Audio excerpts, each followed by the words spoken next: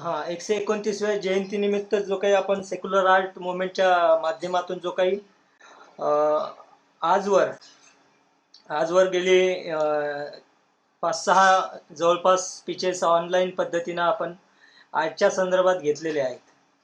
आणि हे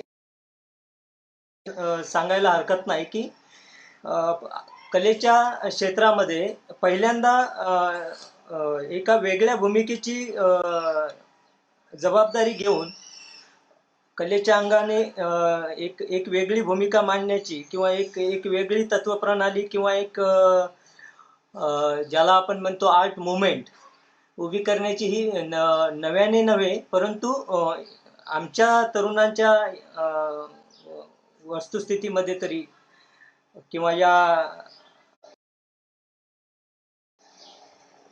ओके आम्ही जे काही काम करतो आहोत तरुण या वेळेला तरी पहिल्यांदा हे घडतं आहे हे थोडंसं आधी स्पष्ट करतो. आणि विस्ताराने जेव्हा बोलेल तेव्हा याचं काय महत्व आहे किंवा का हे महत्वाचं आहे येणाऱ्या काळासाठी चित्रकलेच्या अंगाने किंवा आंबेडकरवादी फुले शाहू आंबेडकरवादी किंवा एका प्रकारे भारतीय समाज रचनेच्या अंगाने समतावादी मूल्य प्रस्थापित करण्यासाठी कलेच्या माध्यमातून किंवा इतरस्त सगळ्याच कला प्रकाराच्या माध्यमातून ही एक नवीन चळवळ का महत्वाची आहे याच्या संदर्भात ओघाओघाने बोलणं होईल. काही टेक्निकल सूचना असल्या तर वेळोवेळी द्याव्यात आपण. फार काही वेळ मी फार काही वेळ घेणार नाहीये. माझी भूमिका म्हणजे चित्रकार म्हणून आम्ही जे काही शिक्षण घेतलेलं आहे त्या संदर्भात एक भूमिका हा सेक्युलर आर्ट मुवमेंट तर्फे सर्वांचं पहिल्यांदा स्वागतच आहे. जे काही लाईव्ह बघत आहेत मला वाटतं सर्वच ओळखीचे नाही त्यामुळे सगळ्यांची नावं घेणं शक्य होणार नाही. तरी सुद्धा सर्वांचं स्वागत. तरी सुद्धा विषयाला सुरुवात करण्याआधी काही महत्वाच्या त्या 2-3 मिनिटं बोलतो आणि मला जे काही मांडणी करायची आहे सेक्युलर आर्ट मुवमेंटच्या किंवा मुक्त जी आहे माणसाच्या शोषणापासून जी काही मुक्त कला आहे आणि कला जाणीव आहे त्या संदर्भात मी थोडंसं बोलणार आहे. चित्रकार म्हणूनच बोलणार आहे त्यामुळे कोणताही याच्यामध्ये वादातीत विषय मला वाटत नाही घ्यावा म्हणून कारण त्यावरती वेगवेगळ्या विचारधारेमध्ये भरपूर संवाद झालेला आहे आणि त्याच्यावरती वेळ घालवण्यापेक्षा आम्ही जे काही आहे आणि का त्याच कामात काम करतो आहोत चित्रकार म्हणून एकत्र येण्यामागे काय आमची भूमिका आहे आणि जे काही चित्रकार जोडलेले आहेत ते कोणत्या भूमिकेच्या माध्यमातून जोडलेले आहेत त्यांची कामं वेगवेगळ्या प्रकारातली आहेत तरी सुद्धा ते एका विचारावरती एक निष्ठा ठेवून इथे एकत्र आलेले आहेत या संदर्भात. आणि याही पेक्षा अजून ऐतिहासिक दृष्ट्या एखादा वेगळा हा महत्वाचा विचार चित्रकलेच्या क्षेत्रामध्ये येतोय की काय किंवा कदाचित येणाऱ्या काळामध्ये हा जो काही सेक्युलर आर्ट मुवमेंटच्या माध्यमातून किंवा अन्य चळवळीतूनही जो काही एक कला विचार पुढे येतो आहे याचं कला विश्वातील जे काही जाणकार आहेत किंवा कला विश्वातील जी काही वैचारिक मांडणी करणारे जी काही लोक आहेत याचा ते विचार करतील का याही अंगाने बोलता येईल.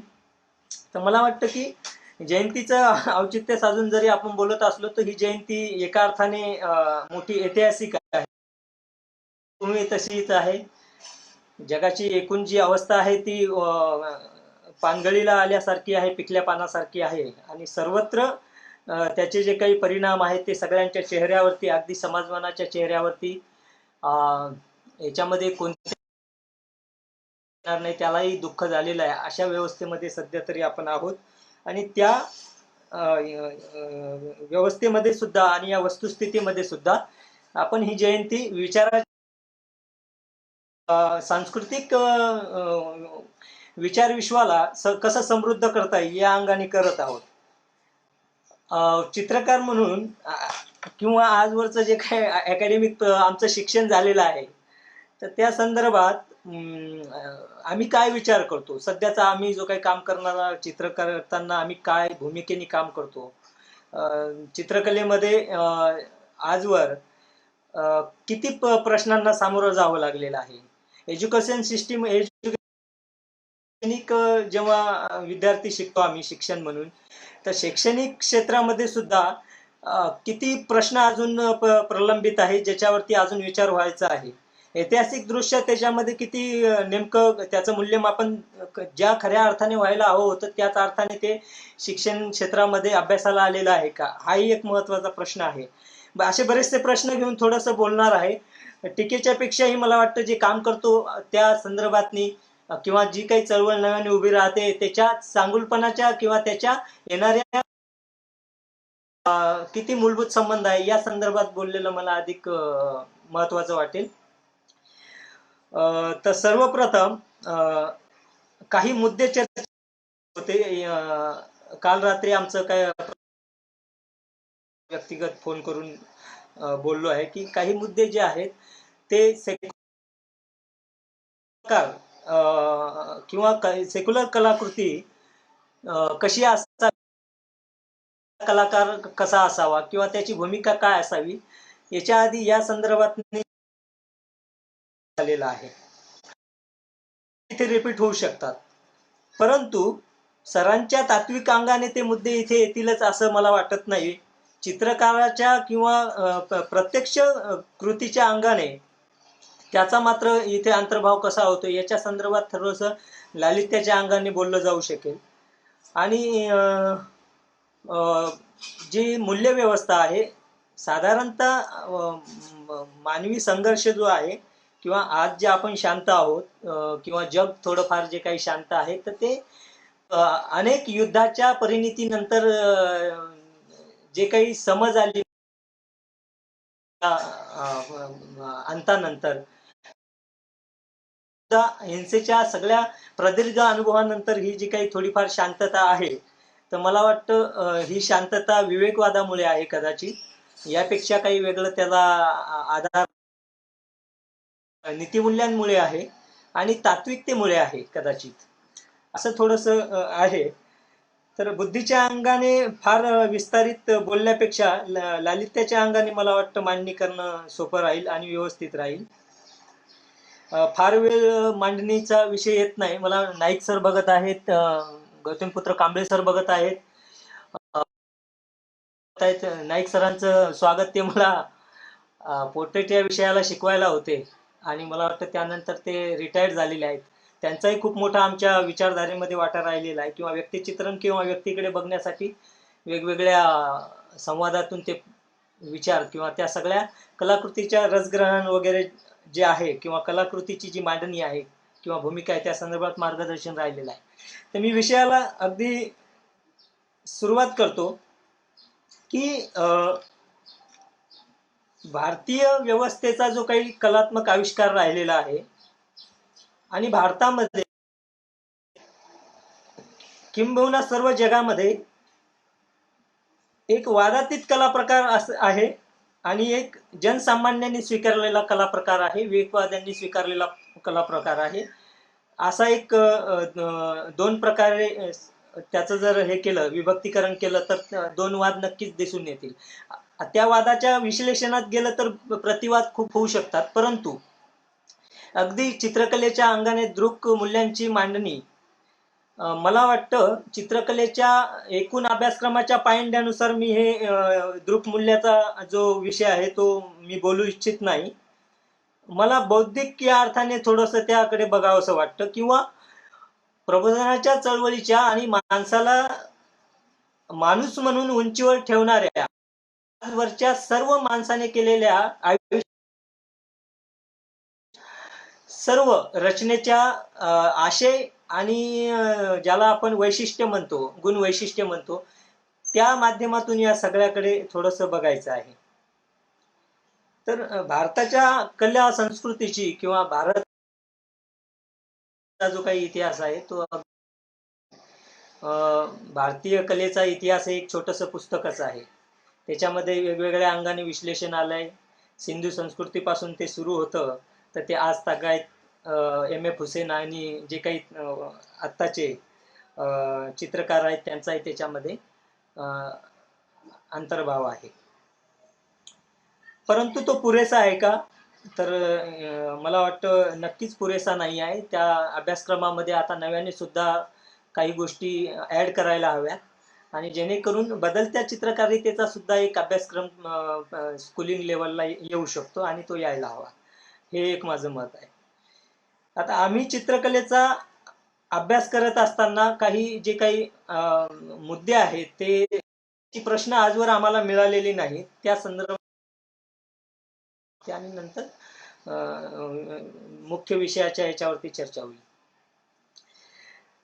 तर प्राथमिक मुद्दा असा आहे की 1900 जे जे स्कूलिंगची स्थापनाच एक 1857च्या काळाची आहे आणि 1857चा जो काळ आहे तो एका अर्थाने ऐतिहासिकदृष्ट्या निदान सध्याच्या इतिहासानुसार तरी त्याला आहे. त्याच्यामध्ये 1857च एक समर आहे आणि त्याचा आधार घेऊन आपण पुढे म्हणतोय की 1947चा जो उठाव आहे इंग्रजांच्या विरोधात तो गांधींच्या नेतृत्वाखाली आणि इतरस्थ विचारवंतांच्या नेतृत्वाखाली झाला आणि एका प्रकारे भारत स्वतंत्र झाला. तर मला वाटतं की याच गोष्टीला रंगवण्यापेक्षा म्हणजे 1857ला इंग्रज आले, इंग्रजांनी हस्तक्षेप केला, त्यांनी भारतावरती मध्ये हस्तक्षेप केला. त्यांनी मुख्य गोष्टीमध्ये जो हस्तक्षेप केला ते शिक्षण आहे. शिक्षण आहे आणि शिक्षण असल्यामुळे जास्तीत जास्त इंग्रजांना इथून विरोध झाला, कारण परंपरावादी आणि आधुनिकवादी हस्तक्षेप यामध्ये तो एका अर्थाने विरोध दिसून येतो. परंतु त्याच्याकडेही मला न वळता मला वाटतं इंग्रजांच्या येण्याच्या सोबतच इंग्रजांच्या सोबत बऱ्याच काही गोष्टी आलेल्या आहेत. इतिहासामध्ये त्याचे सबळ पुरावे आहेत. पण कलेच्या अंगाने इतिहासामध्ये इंग्रजांनी काय आणलं तर त्यांनी स्कूलिंग आणलेल्या होत्या. त्या स्कूलिंग मद्रास, कलकत्ता, बेंगाल वगैरे आणि या सगळ्याच जवळपास इकडे बेंगाल स्कूल नंतरचं, परंतु बॉम्बे स्कूलिंग असं 3-4 स्कूलिंगचा सातत्याने 3-4 स्कूलिंगचा त्याच्यामध्ये समावेश होतो आणि तिथून मग एका वेगळ्या भावविश्वाचं किंवा कलेच्या माध्यमातून सृजन निर्मितीचं एक द्वार मुक्त झालं आणि त्या कला प्रकाराचा एक मोठा ठसा आज तागायत तरी भारतीय कलेच्या भावविश्वावरती किंवा जनसामान्य आणि कलाकारांवरती पडलेला आहे. मला थोड्या सूचना कराव्या, कारण कधी कधी तर या अंगाने जेव्हा कला अभ्यास करतो आम्ही किंवा कलाकृती तयार करतो तर मला वाटतं त्याच्यामध्ये भूमिकेचा अभाव आहे. बऱ्याच अर्थाने जेव्हा विद्यार्थी दशेत आम्ही वेगवेगळ्या अंगाने जेव्हा शिक्षकांशी संवाद साधून जेव्हा प्रश्न उपस्थित करायचो की हे जे काही आजपर्यंत कला इतिहास म्हणून आमच्या पुढे आहे तर हे एवढंच आहे का, की याच्यापासून काही वेगळा अजून एक कला इतिहास आहे, काही प्रस्थापितांचा इतिहास आहे तसा विस्थापितांचा एक कला इतिहास असू शकतो का, हे मोठे प्रश्न होते त्या काळातल्या किंवा त्यावेळेचे, ते आजही आहेत की इतिहास अभ्यासक्रमाला सगळ्या नावानिशी मला वाटतं सांगण्याची गरजच नाही. कला इतिहासातनी जर जेच्याच एकूण कला इतिहासाचा जर आपण विचार केला किंवा महाराष्ट्राच्या चित्रकारांचा कला इतिहासात जो काही आदराने नाव घेण्याचा जो काही प्रघात आहे, त्यांच्या कलाकृतींचं जर मानवी मूल्याच्या अंगाने जर विश्लेषण केलं तर खरंच त्याच्यामध्ये निघू शकतील का माणसाच्या अंगाने, की फक्त कलामूल्यांची मांडणी हीच मानवी मूल्यांची मांडणी आहे असं म्हणता येईल का? तर मला वाटतं की म्हणता येणार नाही, कारण जडणघडणीच्या आणि कलेची मूलतत्वे जी आहेत तर त्या संदर्भात खूप जागतिक पातळीपासून ते आज तागायत चर्चा झालेल्या आहेत. तर वेळोवेळी हे सिद्ध झालं आहे की प्रत्येक अंगाने वेगळ्या विचारधारेने, वेगवेगळ्या पैलूंनी, वेगवेगळ्या भूमिकेनी या एकाच विश्वाला एवढ्या वेगळ्या पद्धतीने बघितलेलं आहे की नेमका याच्यातला मूलभूत विचार कोणता स्वीकारावा या बाबतीत संभ्रम निर्माण झालेले आहेत. तरी सुद्धा चित्रकलेच्या अंगानेच नव्हे तर भारतीय कला परंपरेच्या अंगाने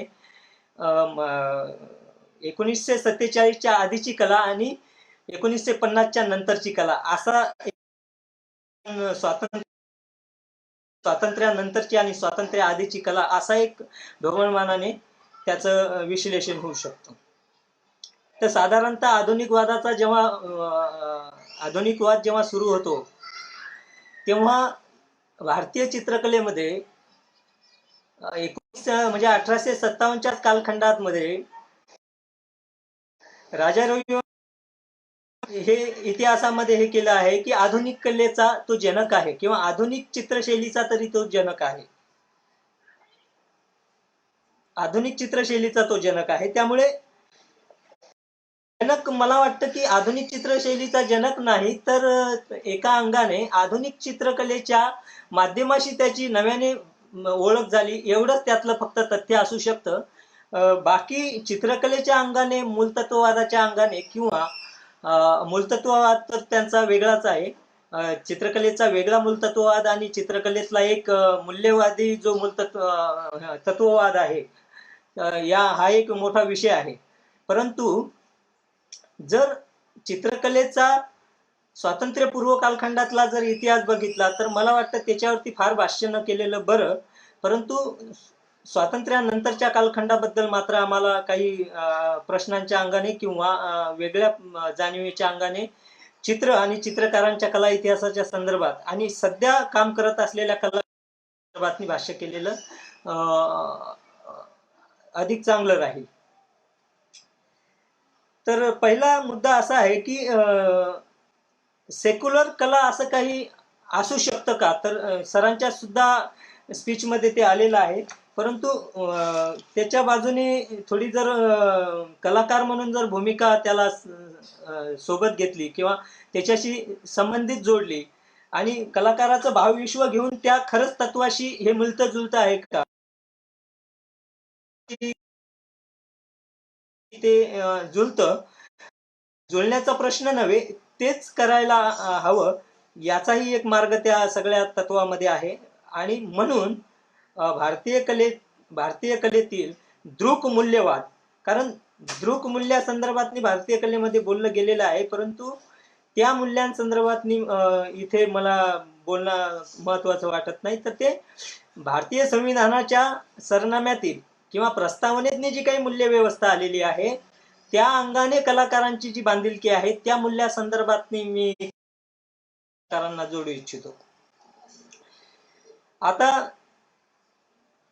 पाश्चिमात्यांच्या कलेच्या शिरकावानंतर अमृता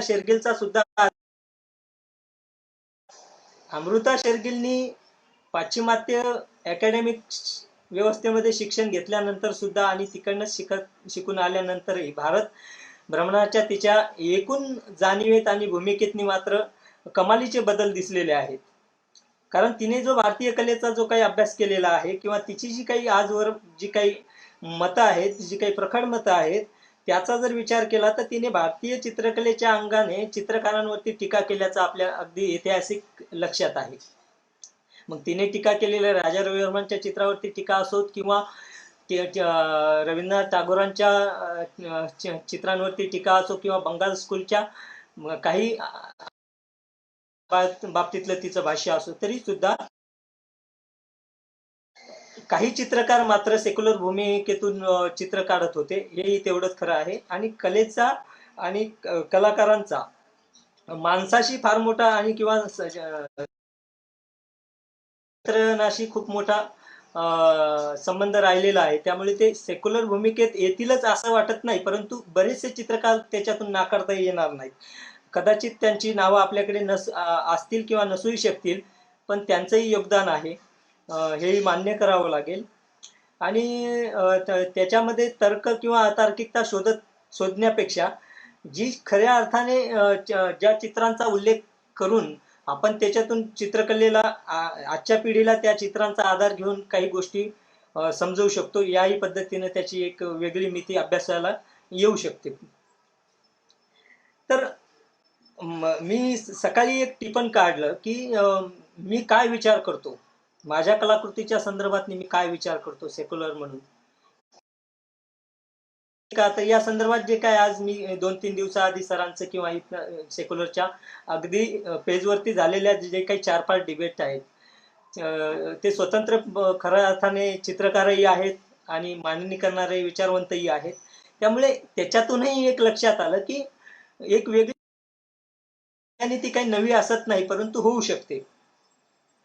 तर ती दृक्बंधाला कदाचित तडे देऊ शकेल,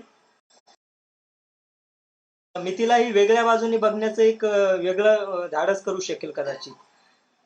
तर ते मला असं वाटतं की मी आज जे काही टिपण काढलं ते थोडंसं वाचून दाखवतो आणि अगदी थेट मुद्द्याला सुरुवात करतो की बुद्धीच्या कक्षेचा विस्तार सिद्ध करून माणसाच्या माणूसपणाच्या बाजूने सृजन प्रक्रियेची भूमिका घेतलेल्या आणि त्या आधाराने संपूर्ण कलेच्या निर्मिती प्रक्रियेचा आशय व तोल माणूस व त्याच्या मानवी मूल्यांवर अवलंबून असलेल्या दृश्य कला प्रकाराला खऱ्या अर्थाने सेक्युलरशी जोडता येईल.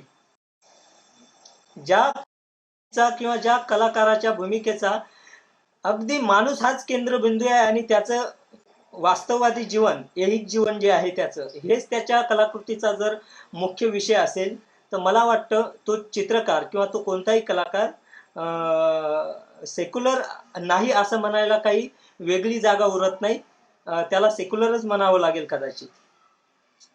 तर याचं एक वेगळं याची एक वेगळं विश्लेषण किंवा एक वेगळी मांडणी करताना मला बाबासाहेबांच्या बुद्ध आणि त्यांचा धम्म याच्या प्रस्तावनेमध्ये बाबासाहेब एका ठिकाणी स्वतःची एक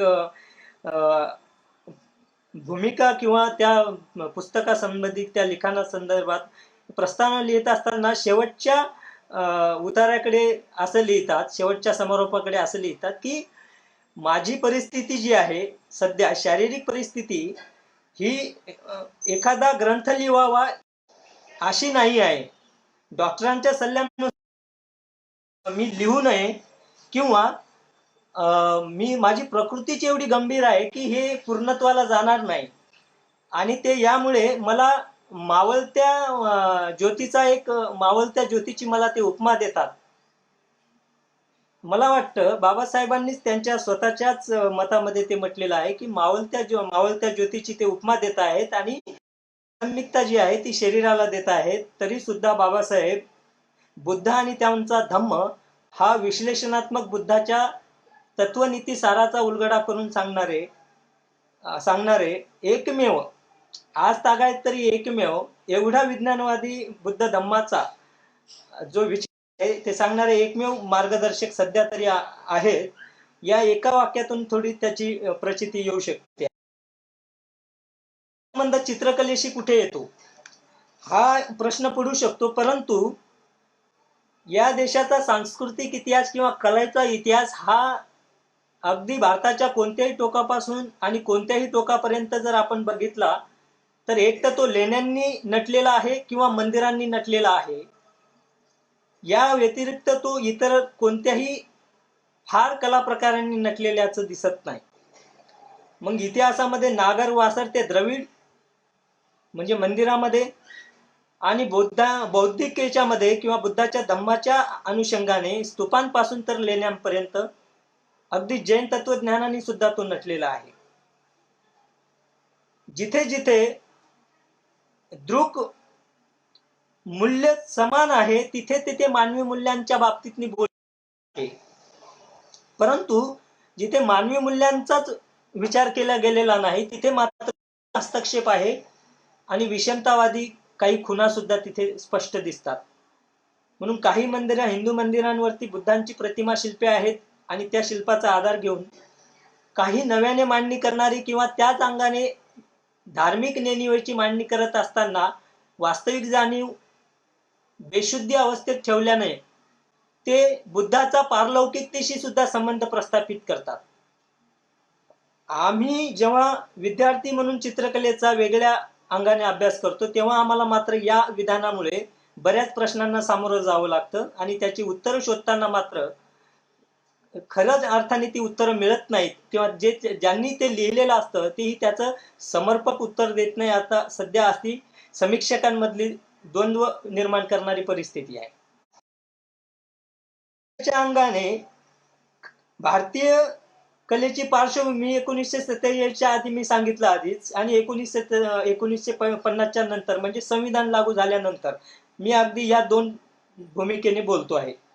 आता भारतीय कलेतील दृक्मूल्यवाद असू शकतो का, तर तो आहे. ने केलेल्या सगळ्या कला प्रकारांमधून तो दिसतो. अजिंठ्याची चित्रकला आहे, शिल्पकला आहे, स्तूप निर्मिती आहे, स्तूपाच्या बाजूला जे काही स्तूपाच्या संदर्भाने किंवा वेगवेगळ्या संदर्भाने जे काही नीतीच्या मूल्यांचं संवर्धन करणारे जे काही शिलालेख आज तागायत सापडलेले आहेत, त्यामध्ये स्पष्टता आहे. त्यामध्ये स्पष्टपणे दिसून येत आहे की हे माणसाच्या समृद्ध जाणीवेला आणि त्याच्या विवेकवादाला, त्याच्या प्रगल्भतेला किंवा त्याला माणूस म्हणून मुक्त करण्याच्या मार्गाने केलेल्या प्रबोधनाच्या संदर्भातनी हे भाष्य करणाऱ्या कलाकृती आहेत किंवा त्याच संदर्भातलं हे एक माध्यम आहे. आता दुसरा एक मुद्दा येऊ शकतो, मूल्य व मूलभूत तत्व यामध्ये काही फरक आहे का? तर मला वाटतं नक्कीच फरक आहे. मूलभूत जे तत्व आहेत, कलेच्या मूलभूत तत्वामध्ये ज्या आजपर्यंत जे काही अकॅडमिक शिक्षण घेतलेली जी काही मुलं आहेत त्या संदर्भात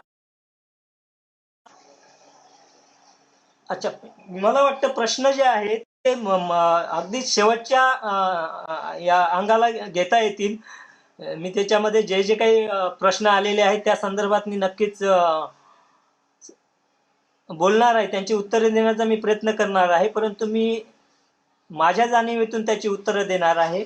कारण पुस्तकी उत्तरात गेलं तर त्याच्यावरती कदाचित वेगवेगळ्या भूमिकेचा टीकात्मक भाग सुद्धा येऊ शकतो, परंतु कलाकार म्हणून आम्ही काय बघतो आहोत किंवा सेक्युलरिझम चित्रकलेतला असू शकतो का, या संदर्भात मात्र मी माझी भूमिका आणि माझ्या चित्र माझी व्यक्तिगत चित्र काही आणि समकालीन मित्रांच्या चित्रकलेच्या काही उदाहरणाच्या अंगाने याच्यावरती बोलणार आहे किंवा बोलतो आहे.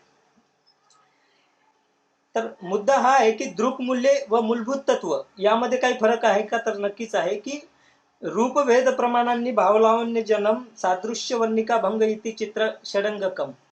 आता हे जे काही भरतमुनीच्या नाट्य वेदामधलं जे काही आहे की 6 अंग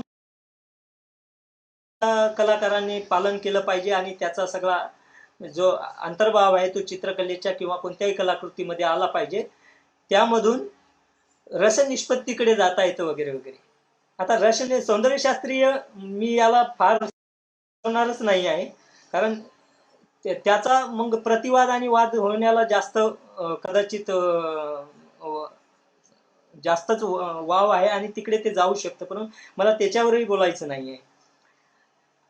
आम्ही एखादी गोष्ट समजून घेत असताना एक मात्र नक्की विचार करतो आहे की चित्र षडांगे जे आहेत किंवा कलेची जी काही 6 अंग आहेत तिथं अगदी लहान मुलाने जरी रेघोट्या मारल्या तरी सुद्धा रेषा येणार आहे.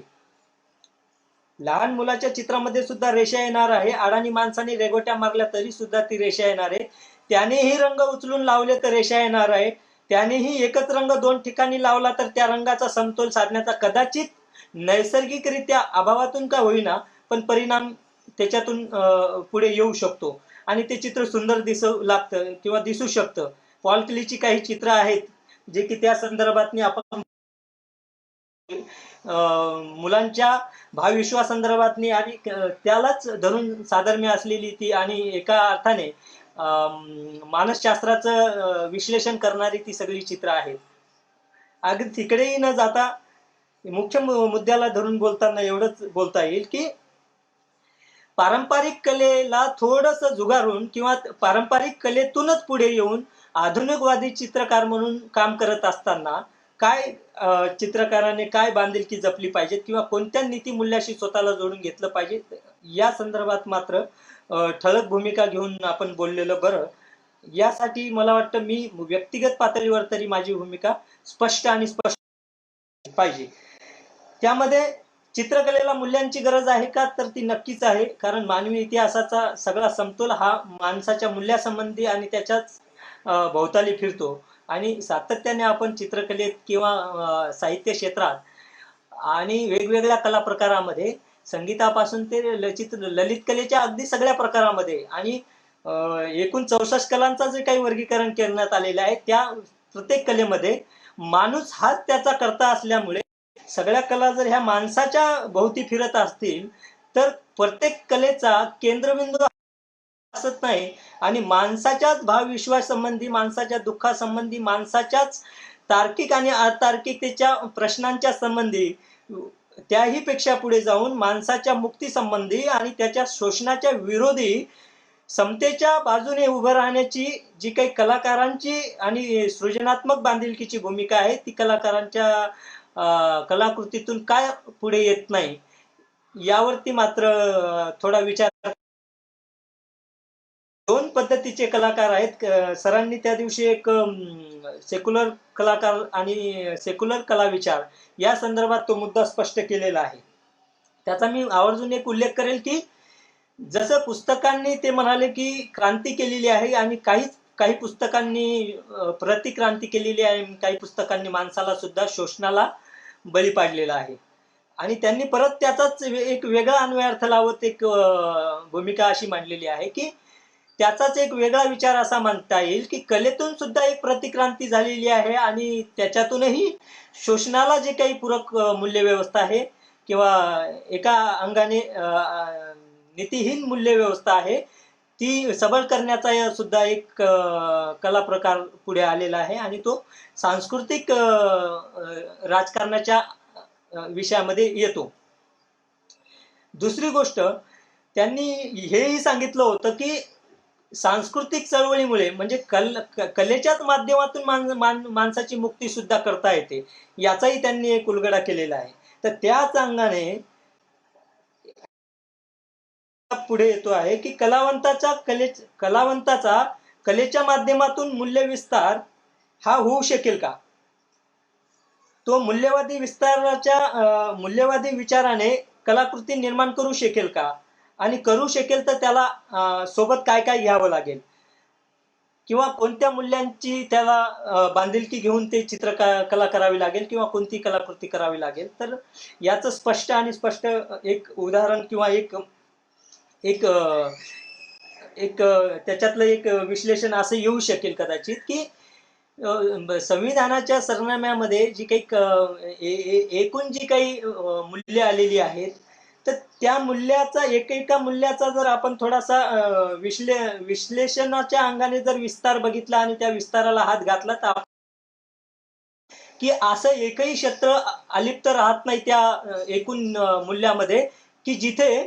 माणसाची हस्तक्षेप करण्याची भूमिका त्याच्यामध्ये आलेली नाही आहे. म्हणून मला वाटतं की चित्रकाराने किंवा एखाद्या कलाकाराने तीच संविधानवादी भूमिका घेऊन किंवा प्रस्तावनेला जी अभिप्रेत भूमिका आहे माणूस म्हणून, भारतीय माणूस म्हणून किंवा भारतीय कलाकार म्हणून किंवा भारतीय कला म्हणून त्याला कलेची आणि भारतीय कलेची विशेषता मांडणी करायची असेल तर संविधानातील मूल्यांच्याच मूल्य विस्ताराची जी काही बांधिलकी आहे किंवा जी भूमिका आहे ती कलेच्या माध्यमातून प्रसारित करावी लागेल किंवा प्रक्षेपित करावी लागेल. अन्यथा तो सेक्युलर आहे का हाही प्रश्न निर्माण होऊ शकतो. तो कलाकार मूलतत्ववादी आहे का होऊ शकतो.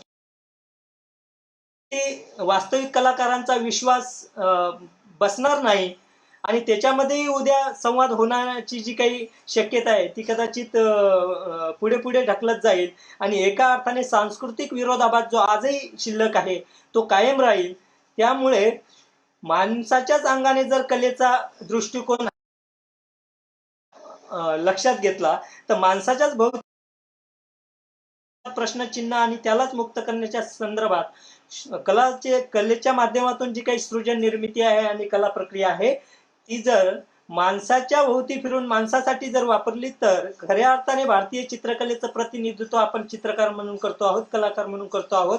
याबद्दल जागतिक पातळीवर किंवा सध्या महाराष्ट्रामध्ये तरी पुरोगामी महाराष्ट्रामध्ये तरी मला वाटतं कुठेतरी याला कोणी दुजोरा देईल आणि या विचारधारेच्या कलाकारांना वेगळी बहिष्कृत वागणूक मिळेल असं मला वाटत नाही. कारण संविधानाच्या मूल्यव्यवस्थेचा विचार दृश्यात्मक मूल्यव्यवस्थेशी जेव्हा आपण जोडू पाहतो तेव्हा मात्र कलाकाराचं भावविश्व मानवी मूल्याच्या अंगाने वरच्याच पातळीवर जाऊन एका अर्थाने सौंदर्यात्मक उंची गाठल्याशिवाय राहणार नाही. असं सध्या आम्ही कलेच्या अंगाने अभ्यास करत असताना मात्र विद्यार्थी म्हणून त्याचं चिंतन आणि अवलोकन करतो आहोत. दुसरी गोष्ट अशी आहे की क्रांती आणि प्रतिक्रांती आहे ती ऐतिहासिक आहे. त्याचे सगळे पुरावे जे आहेत ते इतिहासामध्ये वाचून आपण त्याचं एक वेगळं चिंतन करू शकू. परंतु चित्रकलेच्या क्षेत्रामध्ये काम करत असताना चित्रकलेमध्ये दोन वाद मी सांगितलं आहे की किंवा आमच्या अभ्यासाच्या चिंतनाने किंवा सगळ्या डिबेटमधून असं एक लक्षात येतं की चित्रकलेमध्ये एक मूलतत्ववाद आहे आणि त्या विरुद्ध मूल्यवाद आहे. मला वाटतंय की दृश्यात्मक मूल्यवाद जर काही असू शकेल तर चित्रकलेच्या मूलतत्ववाद विरोधी दृश्य मूल्यवाद असा एक वेगळा इथे बौद्धिक अंगाने आणि तत्वज्ञानाच्या अंगाने किंवा साहित्याच्या अंगाने एक वेगळा विचार इथे करू शकता येतो. तर चित्रकलेतला मूलतत्ववाद काय आहे तो मी सांगितलंय आधीच की राजा रवी वर्माची जी काही पारंपरिक चित्र आहेत त्याचा अन्वय अर्थ लावताना अगदी स्पष्टपणे त्याच्या जर पूर्ण मूल्यांकन केलं, त्या चित्रकलेचं मूल्यांकन केलं किंवा त्या परंपरेतून येणाऱ्या सगळ्या चित्रकलेच्या प्रकाराचं मूल्यांकन केलं तर ती माणसाला मूलतत्ववादाशी जोडते, म्हणजे मूल्यांशी जोडतच नाही. कारण पूर्णतः जो ओघ आहे कलाकृतीच्या मागे तो विषमतेच्या आधाराने माणसाला माणूस न होऊ देण्याच्या आधाराने एक सौंदर्याच्या नावाखाली म्हणा किंवा मूलभूत तत्वाच्या किंवा चित्रकलेच्या तत्वाच्या अंगाने पेरला जाणारा तो एक वेगळ्या शोषणाचाच एक पायंडा आहे असं मी तरी समजतो. कारण भारतीय चित्रकलेला दोन अंगामध्ये क्रांतीच्या माध्यमातून विभागलं जाऊ शकतं आणि त्याचा वेगळा स्वतंत्र अभ्यास करून आपण ते समजून घेऊ शकतो. मूल्यवादाचा मात्र विचार करत असताना चित्रकलेतली जी काही आज जी काही नव तरुण मंडळी जी काही मूल्यवाद त्याच्यामध्ये अनुपात आहेत तो मात्र जाणीवेच्या अंगाचा आहे, तो नेणिवेच्या अंगाने जात नाही. सरांनी सुद्धा त्या दिवशी खूप स्पष्ट सांगितलं आणि मला थोडंसं शंका होती म्हणून नेणिवेच्या संदर्भात मी काल फोन करून त्यांना तेच विचारलेलं आहे की नेणिवेचा जो काही भाग राहिलेला आहे कलेच्या प्रकारामध्ये किंवा नेणिवेमुळे कला प्रकारामध्ये जो काही हस्तक्षेप केला आणि कला प्रकाराला जे काही एका अर्थाने बिभत्स स्वरूप दिलेलं आहे तर याच्या संदर्भात आपलं काय मत अगदी त्यांनी स्पष्ट केलेलं आहे की जाणीवेचा अगदी संबंध तोडण्यासाठी नेणिवेचा हस्तक्षेप असतो आणि त्या मताशी मी सेक्युलर चित्रकार या अर्थाने तरी सहमती आणि मान्यता देऊ इच्छितो. दुसरी गोष्ट आहे की वर्तमान भारतीय दृश्यकलेतून येणाऱ्या मानवी मूल्यवादाबद्दल उदाहरणात्मक काही बोलता येईल का? तर मला वाटतं खूप काही बोलता येईल.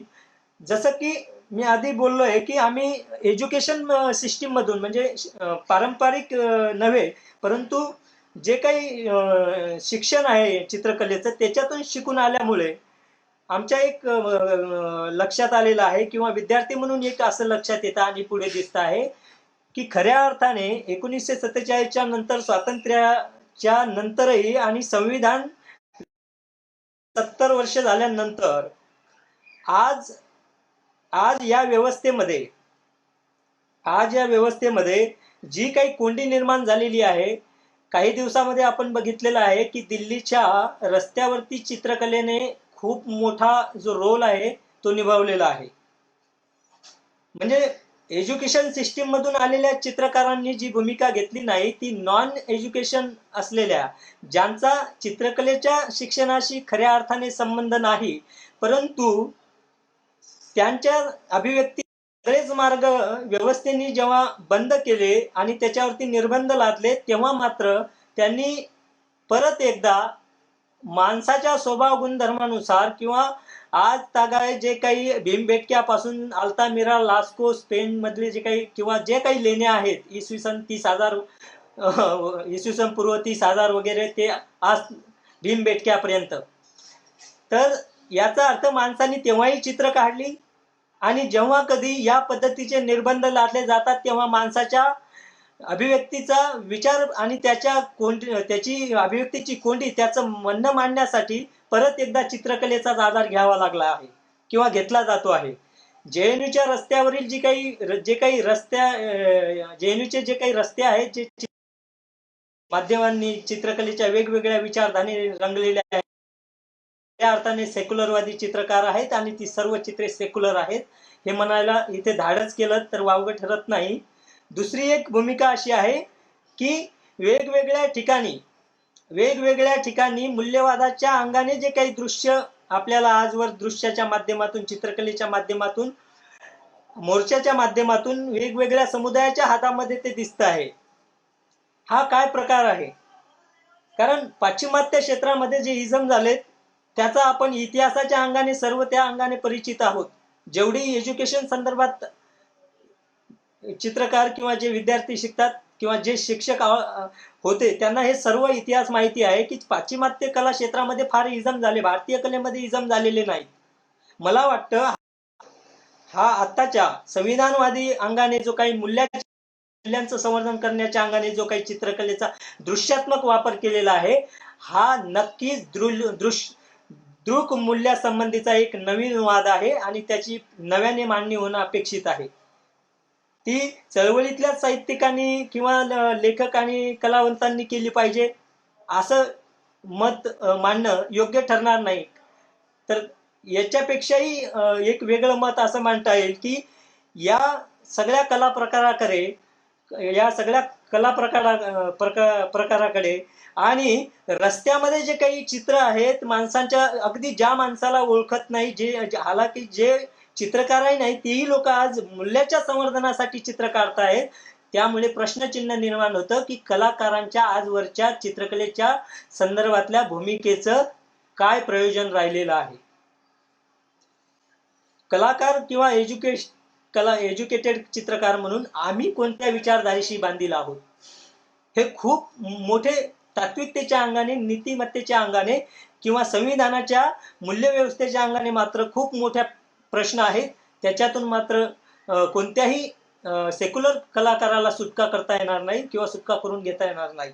त्याला सेक्युलर चित्रकलेकडे यायचं असेल, सेक्युलरिझमकडे यायचं असेल, संविधानाच्या एकूण मुक्तिवादी विचारधारेकडे यायचं असेल तर त्याला या सगळ्या प्रश्नार्थक संघर्षातून पुढे येऊन स्वतःला एका भूमिकेशी बांधून घेऊनच आपली निर्मिती सुरू करावी लागेल.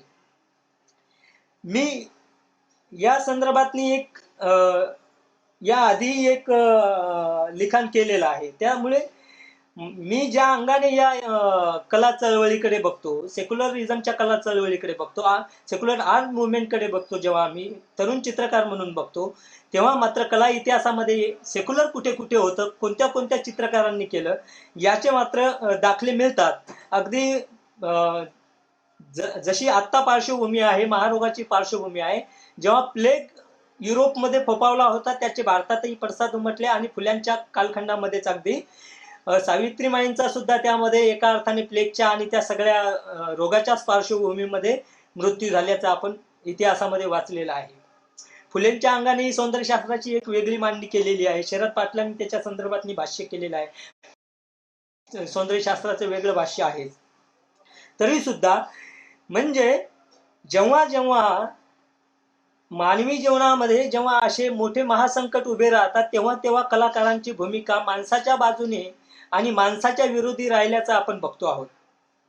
मला वाटतं की युरोपमध्ये जेव्हा माणसांची शव उचलायलाही माणूस हजर नव्हते अशी वस्तुस्थिती एक तिथे झालेली होती आणि त्याही काळामध्ये चित्रकारांनी घेतलेली भूमिका, त्याही काळामध्ये रेखाटलेली चित्रे आपण ऐतिहासिक दृष्ट्या अभ्यासाला, सेक्युलर चित्रकला या चळवळीशी त्याचा संबंध लावून अभ्यासाला घेऊ शकतो आणि त्यातूनही मानवी मूल्याचा किंवा दृक्मूल्यांचा जो विस्तार आहे तो एका अर्थाने किती समर्पक आहे आणि किती माणसाला उंचीवर नेऊन ठेवणार आहे याचं एक वेगळं आकलन आपल्याला चित्र करता येऊ शकतं.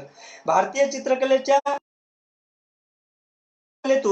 येणारी जी मानवी समज आहे ती मात्र जर मूल्याच्या अंगाने येत असेल तर ती सेक्युलर कडे येते आणि ती जर मूलतत्ववादाच्या अंगाने जात असेल तर ती सेक्युलर विरोधी जाते असं म्हणायला मात्र मी धाडस करेल. आणि एका अर्थाने सेक्युलर विरोधी ती चित्रकला आहे किंवा तो कला प्रकार सेक्युलर विरोधी आहे किंवा एका अर्थाने तो संविधान आणि लोकशाही विरोधी आहे हे मी इथे सांगू इच्छितो. दुसरं की दृक्वादाची जी प्रेरणा आहे ते तत्वज्ञानातून किंवा साहित्यातून किंवा समग्र चित्रणातून निर्माण केलेल्या क्रांतिकारी भूमिकेतून आपल्याला अभ्यासाला घेता येऊ शकेल का? तर दृक्मूल्यवादाची प्रेरणा जी आहे ती तत्वज्ञानातून नक्कीच आपल्याला घ्यावी लागेल. कारण तत्वज्ञान एका अंगाने लिखाण किंवा तत्वज्ञान आणि चित्रकला किंवा कला ह्या अगदी सोबत क्रांती आणि प्रतिक्रांती अशा अंगाने सातत्याने कोणत्याही काळामध्ये सोबतच वाढलेल्या असल्यामुळे त्या त्या सेक्युलरवादी चित्रकारांच्या कलेचा अभ्यास करून त्याच्यातून प्रेरणा आपल्याला घेता येईल. आणि आज आज तरी निदान बंगाल स्कूल आहे, कलकत्ता स्कूल आहे किंवा बॉम्बे स्कूल आहे, यामधल्या काही चित्रकारांचा त्याच्यातनी उल्लेख करून त्याच्यातून ती प्रेरणा घेत. त्याच्यासाठी पुढे मी काही चित्रकारांच्या चित्रासंदर्भातनी बोलू शकेल किंवा आजही जे काही येत्या याही वस्तुस्थितीत ज्यांनी 2-4 दिवसाआधी जे काही स्वतःचे जे काही म्हणणं आणि जे काही चिंतन मांडलेलं आहे आणि कलाकृतींचा जो काही एका अंगाने समाजापुढे जो काही आढावा मांडलेला आहे त्याचाही याच्यामध्ये कदाचित उल्लेख होऊ शकतो. दुसरं आहे की एक शेवटचा मुद्दा घेऊन मी चित्रकारांच्या कलाकृतीकडे येऊ शकतो की कलेतून मूल्यविस्तार शक्य आहे काय? तर आजवर जेवढा काही आमच्याकडे सांस्कृतिक ठेवा आहे आणि आम्ही जेव्हा सांस्कृतिक ठेव्याच्या माध्यमातून जेव्हा आम्ही म्हणतोय की ही आमची संस्कृती आहे, तर आम्ही कोणत्या आधारावर ही आमची संस्कृती आहे असं म्हणतो आहोत? जर कलेतून मूल्यविस्तार शक्य नसेल तर ही जी कला संस्कृती आहे ही आमची आहे किंवा ही कला संस्कृती आहे असं म्हणण्याला काही वाव किंवा अर्थ राहील का? हा एक प्रश्न आहे. तर याचं उत्तर अगदी स्पष्ट आहे की कलेतून मूल्यविस्तार शक्य आहे. त्यामुळेच कदाचित प्रत्येक देश आपापली कला परंपरा जपतो, त्या कला परंपरेचं संवर्धनही करतो आणि त्या कला परंपरेचा एक मोठं जागतिक मार्केट सुद्धा करतो. आणि मोनालिसाच कशी सुंदर आहे आणि बाकीचं हसू कसं हसू नाही हे सांगण्याचा मात्र न चुकता इथे उल्लेख करता येईल. म्हणजे या गोष्टीमध्ये स्पष्ट आहे की कलेचा मूल्य विस्तार शक्य आहे आणि त्याची एक सांस्कृतिक जी मोनोपॉलिसी आहे ती सुद्धा याच्यामध्ये अंतर्भूत आहे. म्हणून भारतीय कलेचं चिंतन आणि त्याचं अवलोकन आणि त्याच्यामध्ये ओघाओघाने येणारं साहित्य आणि सगळ्या कलांसंदर्भात जे भाष्य करणारं जे जे काही आहे त्याच्यामुळेच आपण आपली संस्कृती आणि ज्याला आपण आपल्या ही कला संस्कृती किंवा कला मूल्य म्हणतो किंवा दृश्य मूल्य विस्तार म्हणू शकतो त्याला किंवा दृक मूल्य म्हणू शकतो. ते दृक मूल्य माणसाच्या हितासंबंधी माणसाच्या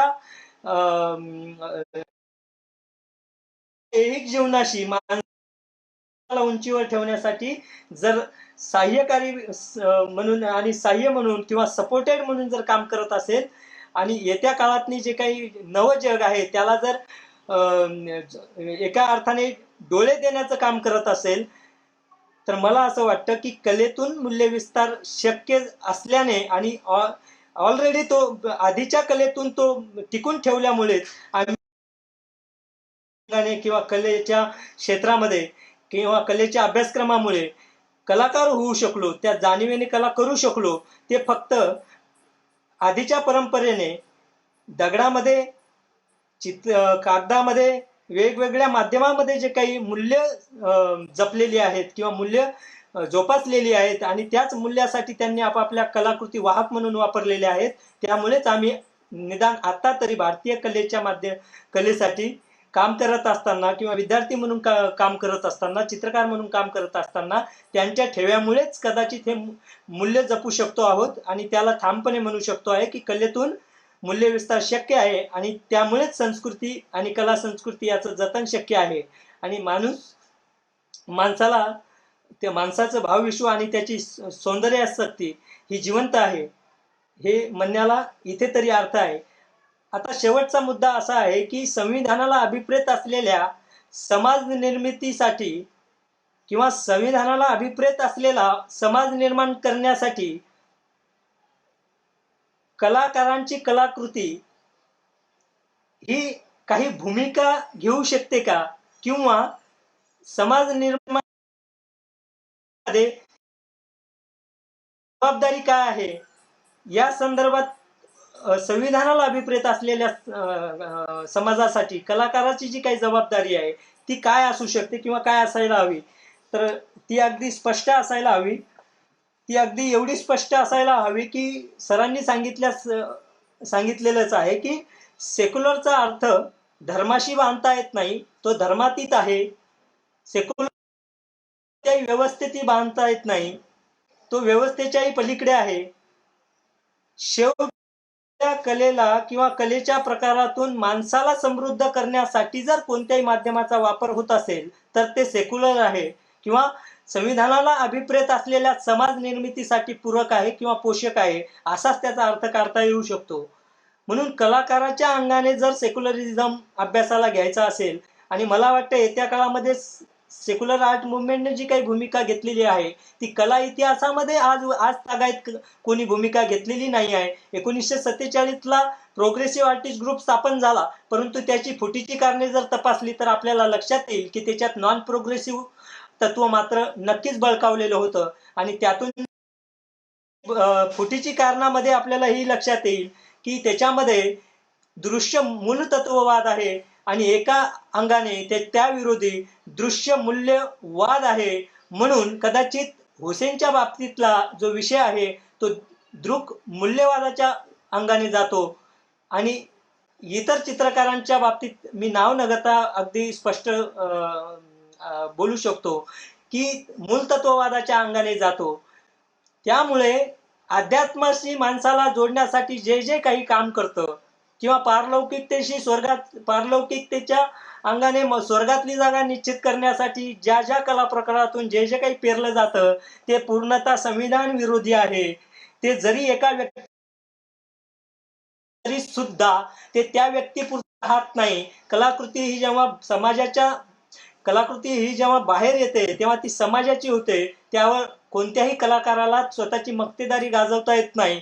म्हणून या अंगाचा जर आधार घेतला तर ती कला किंवा त्या कला प्रकाराच्या माध्यमातून ते सृजन हे संविधान विरोधी आहे. मूल्याला धरून नाही, नीतिमूल्यालाही धरून नाही, दृश्यात्मक मूल्य विस्तारात त्याचा काही असा सहभाग असत नाही, दृक मूल्याच्या अंगाने त्याला बघता येणार नाही. ते दृक मूल्याच्या विरोधी खऱ्या अर्थाने ते दृक मूलतत्ववादाकडे जाणार आहे आणि ते नेणिवेशी केंद्रित होणार आहे. त्यामुळे माणसाच्या एका प्रकारे वस्तुस्थितीचा ते अपमान करणार आहे, माणसाच्या जीवनाचाच एका प्रकारे अपमान करणार आहे. म्हणून माणसाचं वास्तविक दर्शन ज्या कलेचं माणसाचं वास्तविक दर्शन चित्राच्या किंवा कलेच्या माध्यमातून समाजापुढे ठेवणे हे ज्या कलेचं मूलभूत अंग आहे तीच सेक्युलर ते कलाकार सेक्युलरवादी असू शकतात आणि तेच सेक्युलरवादी आहेत. याचा वेगळा निर्वाळा देण्याची गरज नाही. त्यावरती अधिक कोणाला आक्षेप असतील तर सेक्युलर आर्ट मुवमेंटच्या संदर्भात सरांशी भेटू शकतात. त्यांच्यावरती तत्वज्ञानाच्या अंगाने त्यावरती बोलता येईल. आणि सरांनी एक खूप सुंदर मुद्दा त्या वेळेला उपस्थित केला होता की सेक्युलर आर्ट मध्येच नव्हे तर कलेच्या क्षेत्रामध्ये वेगवेगळ्या स्कूलिंग मधली लोक असतात आणि त्यांचं भावविश्व एक वेगळं भावविश्व असतं. त्या संदर्भातनी त्याचाही विचार करून अगदी त्याला वेगळ्या वाळीत न टाकता किंवा त्याला बहिष्कृत न करता सेक्युलरवादी तत्व काय, या तत्वाशी जोडून घेताना नेमकी काय स्पष्ट भूमिका घेतली पाहिजे, ऐहिक जीवनासंबंधी आहे की पारलौकिक जीवनासंबंधी आहे, या सगळ्या तत्ववादी विचार मंथनातून गेल्यानंतर कलाकाराची जी काही माणसासंबंधी मूलभूत भूमिका अपेक्षित आहे ती जर होत असेल तर तो सेक्युलर कलाकार आहे. जो या चळवळीशी जरी तो केंद्रित नसेल किंवा या चळवळीला जरी तो जोडला नसेल तरी सुद्धा तो स्वतंत्र सेक्युलर कलाकार आहे, असं मी तरी निदान चित्रकलेच्या किंवा चित्रकार म्हणून किंवा समकालीन किंवा या क्षेत्रात काम करणारा विद्यार्थी म्हणून मात्र हे स्पष्ट नोंदवू इच्छितो. मला वाटतं 7 वाजत आहेत, याचा अर्थ मी सातत्याने 1 तास बोलतो आहो आणि कोणत्याही माणसाची आहे तर मी अगदीच 10 मिनिटातने हा मला वाटतं स्वतः जायला पाहिजे किंवा बोलायचं असल्यास मला असं वाटतं समकालीन संस्कृती आणि हल्लीचे अकादमिक अभ्यासक्रम हे भावविवश बंदिस्त वलय युक्त आहे. ओके, मी प्रश्नाच्या संदर्भात थोडं थोडं 2-2 मिनिटच बोलू शकतो. अं, आणि हे जास्त तर होत नाही ना या संदर्भात, किंवा फास्ट होत नाही ना, किंवा एखाद्या मुद्द्याचा खऱ्या अर्थानेच भरकटतो आहे, किंवा मुद्द्याचा कुठेच अर्थ लागत नाही असं होत असेल तर थोडंसं वेळोवेळी मला खाली सांगा, सूचित करा. कारण सातत्याने वाचून किंवा बघून किंवा एखाद्या प्रश्नाचं जसं स्कूलिंगमध्ये आपण उत्तर देतो अभिप्रेत असलेलं, मी तुम्हाला एक अगदी किस्सा सांगू शकतो. माझ्या सौंदर्यशास्त्राच्या बाबतीतला, मी सौंदर्यशास्त्रामध्ये फेल झालो होतो, पास झालो होतो, इतिहासामध्ये फेल झालो होतो MA ला असताना. तर मी अलंकाराच्या ठिकाणी, अलंकाराच्या प्रश्नावरती आलमेलकरांचं उत्तर देऊन टाकलं होतं. अशी गफलत कदाचित इथे होऊ अलंकाराच्या संदर्भात आणि आलमेलकरांच्या संदर्भातलं मी त्यांची कशी चित्रकला सुंदर आहे या संदर्भात ते उत्तर देऊन दिलं होतं. त्याचे मार्क मला निश्चितच 0 पडले असतील. मी त्या मुद्द्यावरती येतो, त्याच मुद्द्यावरती येतो की संविधानाला अभिप्रेत असलेला जो समाज आहे ते निर्माण करण्यासाठी कलाकाराची भूमिका सेक्युलर असली पाहिजे. या संदर्भात दुमत होण्याचं काहीच मत येत नाही. तर मला आता बाबतीत आणि समकालीन चित्रकारांच्या भावविश्व किंवा समकालीन चित्रकारांची जी काही मांडणी आहे त्या संदर्भात बोलावंच लागेल. कारण आम्ही या वस्तुस्थितीचं चिंतन करून, या वस्तुस्थितीतल्या दुःखाचं अवलोकन करून चित्र काढत आहोत. बरेचसे चित्रकार जे आहेत या वस्तुस्थितीचे जे काही परिणाम आहे, या महामारीचा किंवा या कोंडीचा जो काही परिणाम आहे, आपण जे काही आज स्वतःच्याच घराला कारागृहाचे रंग देऊन जे काही आपण याच घरालाच कारागृह म्हणून आज जे काही कैद झालेलो आहोत, आणि अभिव्यक्तीचं कोणतंही माध्यम आपल्या पुढे उभं नसताना आपण मात्र विज्ञानाचा आश्रय घेऊन निदान या माध्यमातून तरी संवाद करतो आहोत. त्यामुळे जसं जसं काही शक्य आहे या कोंडीतून जी जी काही अभिव्यक्ती पुढे आलेली आहे, नव्हे ती वेगवेगळ्या काळामुळे पुढे आलेली आहे, त्याचा आढावा घेत घेत समकालीन चित्रकलेच्या आणि चित्रकाराच्या भावविश्वावरती किंवा त्यांच्या म्हणण्यावरती थोडंसं बोलता येईल. अगदी ओके, मी बोलावं की थांबावं या संदर्भात थोडीशी सूचना करावी. मला वाटतं गौतमपुत्र कांबळे सर तरी त्यांनी एखादी सूचना करावी, योग्य दिशेला आहे की थोडं वेगळ्या चित्रकलेच्या विषयासंदर्भात आहे, त्यामुळे सौंदर्यशास्त्रीय विश्लेषणाच्या अंगाने बोलू नये. आम्ही जे काही चांगलं करतो आहोत त्या संदर्भात मी थोडंसं बोलावं, कारण टीकात्मक बऱ्यापैकी बोलण्यात वेळ गेलेला आहे आणि बोलू नये या अंगाने तो प्रत्येक वेळी मुद्दा हस्तक्षेप करतो. त्यामध्ये साधारणतः जाती संघर्ष सुद्धा आहे. चित्रकारिता म्हणजे जाती संघर्षापासून काही अलिप्त नाही. दुसरी गोष्ट, होय, आज टुडे काय आहे थोडे बोलावे. ओके, नाही कांबळे सरांनी थोडस स्पष्ट करावं. ऐकतो, ओके, परंतु मी बोलावं अजून साधारणतः मी 20 मिनिटं बोलू शकेल. थोडस 20 मिनिटं बोलू शकेल.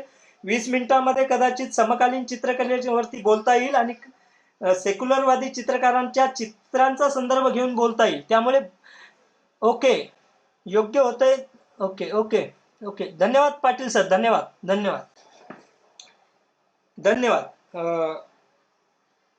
मी थोडस समकालीन चित्र आहे की याही कंडिशन मध्ये, किंवा हे बघा, या आता झालं काय की कोरोनाच्या आधी आमच्याकडे NRC आणि हा जो काही संविधानाच्या अंगाने संविधान आणून पाडण्याचा जो काही मुद्दा आहे, एका अर्थाने याच्यामध्ये कल्चरल पॉलिटिक्स आहे, म्हणजे राजकीय पॉलिटिक्स सुद्धा आहे, राजकीय राजकारण सुद्धा आहे त्याच्यामध्ये. जसं सेक्युलरच्या जी काही भूमिका आहे, म्हणजे सेक्युलर ची भूमिका स्पष्ट आहे की सेक्युलरवादी कार्यकर्ता हा कशामध्ये हस्तक्षेप करेल, तर तो सगळ्या विषयामध्ये हस्तक्षेप करेल. जिथे जिथे शोषणाचा संदर्भ उभा असेल तिथे तिथे तो त्याच्या अभिव्यक्तीने हस्तक्षेप करेल. आणि तो हस्तक्षेप करत नसेल तर तो प्रतिगामी व्यवस्थेशी कुठेतरी बांधील आहे असा त्याचा अर्थ काढावा का? किंवा त्याची या दमन व्यवस्थेने कुठेतरी त्याची या दमनशाही व्यवस्थेनं किंवा या हुकुमशाही व्यवस्थेने त्याला कुठेतरी दाबलेलं आहे का? यावरती प्रश्नचिन्ह निर्माण होतं. मग ते जाती संदर्भात असो, धर्मांच्या संदर्भात असो किंवा जात वर्गाच्या संदर्भात असो, हा एक वेगळा मुद्दा आहे की समीक्षक काय लिहित आहेत आणि त्याचे आपण वाचक राहिलेलो आहोत. अंगाभोवती फिरवलेली कला कला असत नाही, कमरेभोवती फिरवलेली कला कला असत नाही. नग्नतेचा ही वेगळा अर्थ काढला जाऊ शकतो. याचा अर्थ नग्नतेमध्ये सुद्धा मूल्यविस्तार असत नाही असंही नाही. नग्नता कोणत्या अंगाने येते? नग्नता चित्रकारांची खैरलाजीच्या अंगाने आली काय? जुनेदच्या अंगाने आली काय? भारतीय संविधानाच्या अखत्यारीत येणाऱ्या अधिकाराचं अवमूल्यन होत असताना समीक्षकांनी या नग्नते संदर्भात एखादं काही चित्र काढलेले आहे काय? पारंपरिक नग्नतेची वाहवा करत असताना आणि त्यावरती लेख आणि आलेख, वेगवेगळे आलेख आणि एका अर्थाने वर्तमानातून माणसं जाळण्याची पारंपरिक कला भूमिका घेत असताना, कलेची पारलौकिक भूमिका घेत असताना आणि धर्माची काही जे अनैतिक मूल्य आहेत पेरत असताना, वर्तमानाच्या माध्यमातून माणसं पेटवताना मला वाटतं खैरलांजीच्या नग्नतेचा संदर्भ चित्रकलेत येऊ शकतो काय? याचा विचार करावा लागेल. सेक्युलरवादी चित्रकारांना त्याच्या बाबतीत विचार केला पाहिजे. एकूण भारतीय व्यवस्थेमध्ये मॉब लिंचिंग आणि नग्नतेच्या दिंडी या नग्नतेच्या अंगाने चित्रित होऊ शकत नाहीत काय? हा एक महत्वाचा मुद्दा होऊ शकेल. कारण बऱ्याच अंशी स्त्रियांच्या भोवती फिरवली जाणारी कला पुरुषी मानसिकतेच्या विरोधात वापरता येणार नाही काय? हा एक मुद्दा इथे स्पष्ट होऊ शकतो. म्हणून चित्रकारांनी जे काही त्या चित्रकारांवरती बोलणं अपेक्षित आहे. म्हणून मी म्हणालोय की भारतीय कलेचा अभ्यास करत असताना आम्ही काय विचार करतो आहोत, आमचं भान कशावरती अवलंबून आहे? तर अगदी आमचं भान स्पष्ट संविधानाच्या सरनाम्याच्या मूल्यांची येत्या काळामध्ये त्या संविधानाला अभिप्रेत असलेल्या स्वप्नाची पूर्ती करणे, त्यासाठी कलेला माध्यम म्हणून वापरणारे चित्रकार आम्ही आहोत आणि सेक्युलरवादी चित्रकार म्हणून त्याच भूमिकेशी बांधील असल्यामुळे आम्ही हे ठामपणे सांगतो आहोत की कोणत्याही पद्धतीने फुले, शाहू, आंबेडकर किंवा बुद्धापासून ते आज तागायत जी काही पुरोगामी विचारसरणी आहे त्याचा आधार घेऊन कला निर्मिती सुरू ठेवत आम्ही सेक्युलर चित्रकलेच्या किंवा लोकशाहीवादी चित्रकलेची भूमिका घेतलेली आहे. आमची सेक्युलर म्हणून दृक चित्राच्या संदर्भातला दृक जो मूलतत्ववाद आहे आम्ही त्याला नाकारतो आणि दृक मूल्यांच्या संदर्भातला जो काही विचार आहे तो आम्ही स्वीकारतो सेक्युलर कलावंत म्हणून आणि कलाकार म्हणून. संविधानाच्या मी एक मुद्दा स्पष्ट करतो आहे की हे जे काही कलाकार आज तागायत काम करत आहेत, मी आधीच सांगितलं की अमृता शेरगिलने सुद्धा मानवी जीवनावरती भाष्य केलेलं आहे. रामकिंकर बैज यांनी सुद्धा भाष्य केलेलं आहे. एम ए हुसेन यांनी सुद्धा भाष्य केलेलं आहे. कृष्णा रेड्डी यांनी सुद्धा भाष्य केलेलं आहे. हेब्बरांच्या काही चित्रात समाज जीवनाचं प्रतिबिंब आलेलं आहे. वेगवेगळ्या आणि अगदी जरी सेक्युलर नसले किंवा त्या मताशी त्या तत्कालीन सहमत नसतील, जीवनाचं प्रतिबिंब आलेलं आहे, परंतु त्यांच्या भूमिकेवरती आमचा थोडासा प्रश्नचिन्ह आहे आणि आक्षेप सुद्धा आहे. परंतु आताच्या अंगाने जर थोडासा विचार केला, चित्तप्रसादांची जी काही चित्र आहेत ती मात्र दुष्काळ आणि जे काही भयस्थिती निर्माण झालेली जी काही वस्तुस्थिती आहे या काळाशी त्या चित्रांना जोडता येईल आणि या काळाचा आणि आताच्या समकालीन चित्रकारांचा चित्तप्रसाद आणि येत्या अमृता शेरगिल पर्यंत नव्हे अजिंठ्याच्या प्रबोधनकालीन चित्रकलेपर्यंत यांचा संबंध जोडता येईल. तो मात्र दृश्य मूल्याच्या अंगाने, दृक मूल्याच्या अंगाने जोडता येईल. वेगळ्या अन्य कोणत्याही पारलौकिक अंगाने जोडता येणार नाही. म्हणून दिल्लीमध्ये संविधानाच्या अंगाने संविधान विरोधी काम होत, NRC आहे, CAA आहे, हे जे काही नागरिकत्वाच्या अंगाने नागरिकावर संशय घेणारे आणि त्यांनाच बहिष्कृत करणारे जे काही कायदे आहेत त्या विरोधात तरुणांनी जे काही बंड पुकारलेला आहे, त्यासाठी जो काही चित्रकलेचा आधार घेतलेला आहे, रस्ते रंगवलेले आहेत, परिणामी देह रंगवलेले आहेत, कुंचले हेच त्यांनी शस्त्र केलेले आहेत, अभिव्यक्ती हेच त्या लढ्याचा आधार मानलेला आहे. आणि एका अंगाने ते चित्रकार नसतानाही त्यांनी चित्रकलेतून प्रति उत्तर देण्याचा प्रयत्न केलेला मध्ये त्या काळामध्ये या वस्तुस्थितीमध्ये, महामारीच्या या भय स्थितीमध्ये आणि विदारक परिस्थितीमध्ये स्वतःला कोंडून घेतलेल्या या सगळ्या परिस्थितीमध्ये जे चित्रकार काम करत आहेत, जे एका अर्थाने त्याच चित्तप्रसादांच्या त्यावेळेस जे काही दृश्य मूल्याचा जो मानवी मूल्यातून जो काही मागोवा घेतलेला आहे, त्याचंच एका अर्थाने हे पुनर्जीवन करत आहेत की काय. आणि मला वाटतं एका अर्थाने ते करत आहेत, आणि ते एका खूप मोठं धाडस करत आहेत. कारण शोषक व्यवस्था एवढी सत्तेमध्ये एका अर्थाने पूर्ण मानवी मूल्यांचं हनन करत बसलेल्यांना आणि धर्मजाती संघर्षाचे वेगवेगळे करत बसलेली असताना, त्यातही सेक्युलर म्हणून आपली भूमिका स्पष्ट करत असताना, ती कसल्याही भीतीपोटी न करता आम्ही निर्भयपणे सेक्युलरवादी चित्रकार म्हणून ती भूमिका घेत आहोत. म्हणून काहींचा उल्लेख इथे निश्चित करावा लागणार आहे. त्यामध्ये सुनील अवचार असो, त्यामध्ये सावी सावरकर असोत, त्यामध्ये संजीव सोनपिंपरे असो, प्रभाकर कांबळे असोत, मोगलान श्रावस्ती असोत, अगदी अलीकडच्या काळामध्ये नाईक सरांची सुद्धा काही चित्र वेगळ्या अंगाने आलेली आहेत. वेगवेगळे चित्रकार आहेत. औरंगाबादचे नंदकुमार जोगदंड आहेत.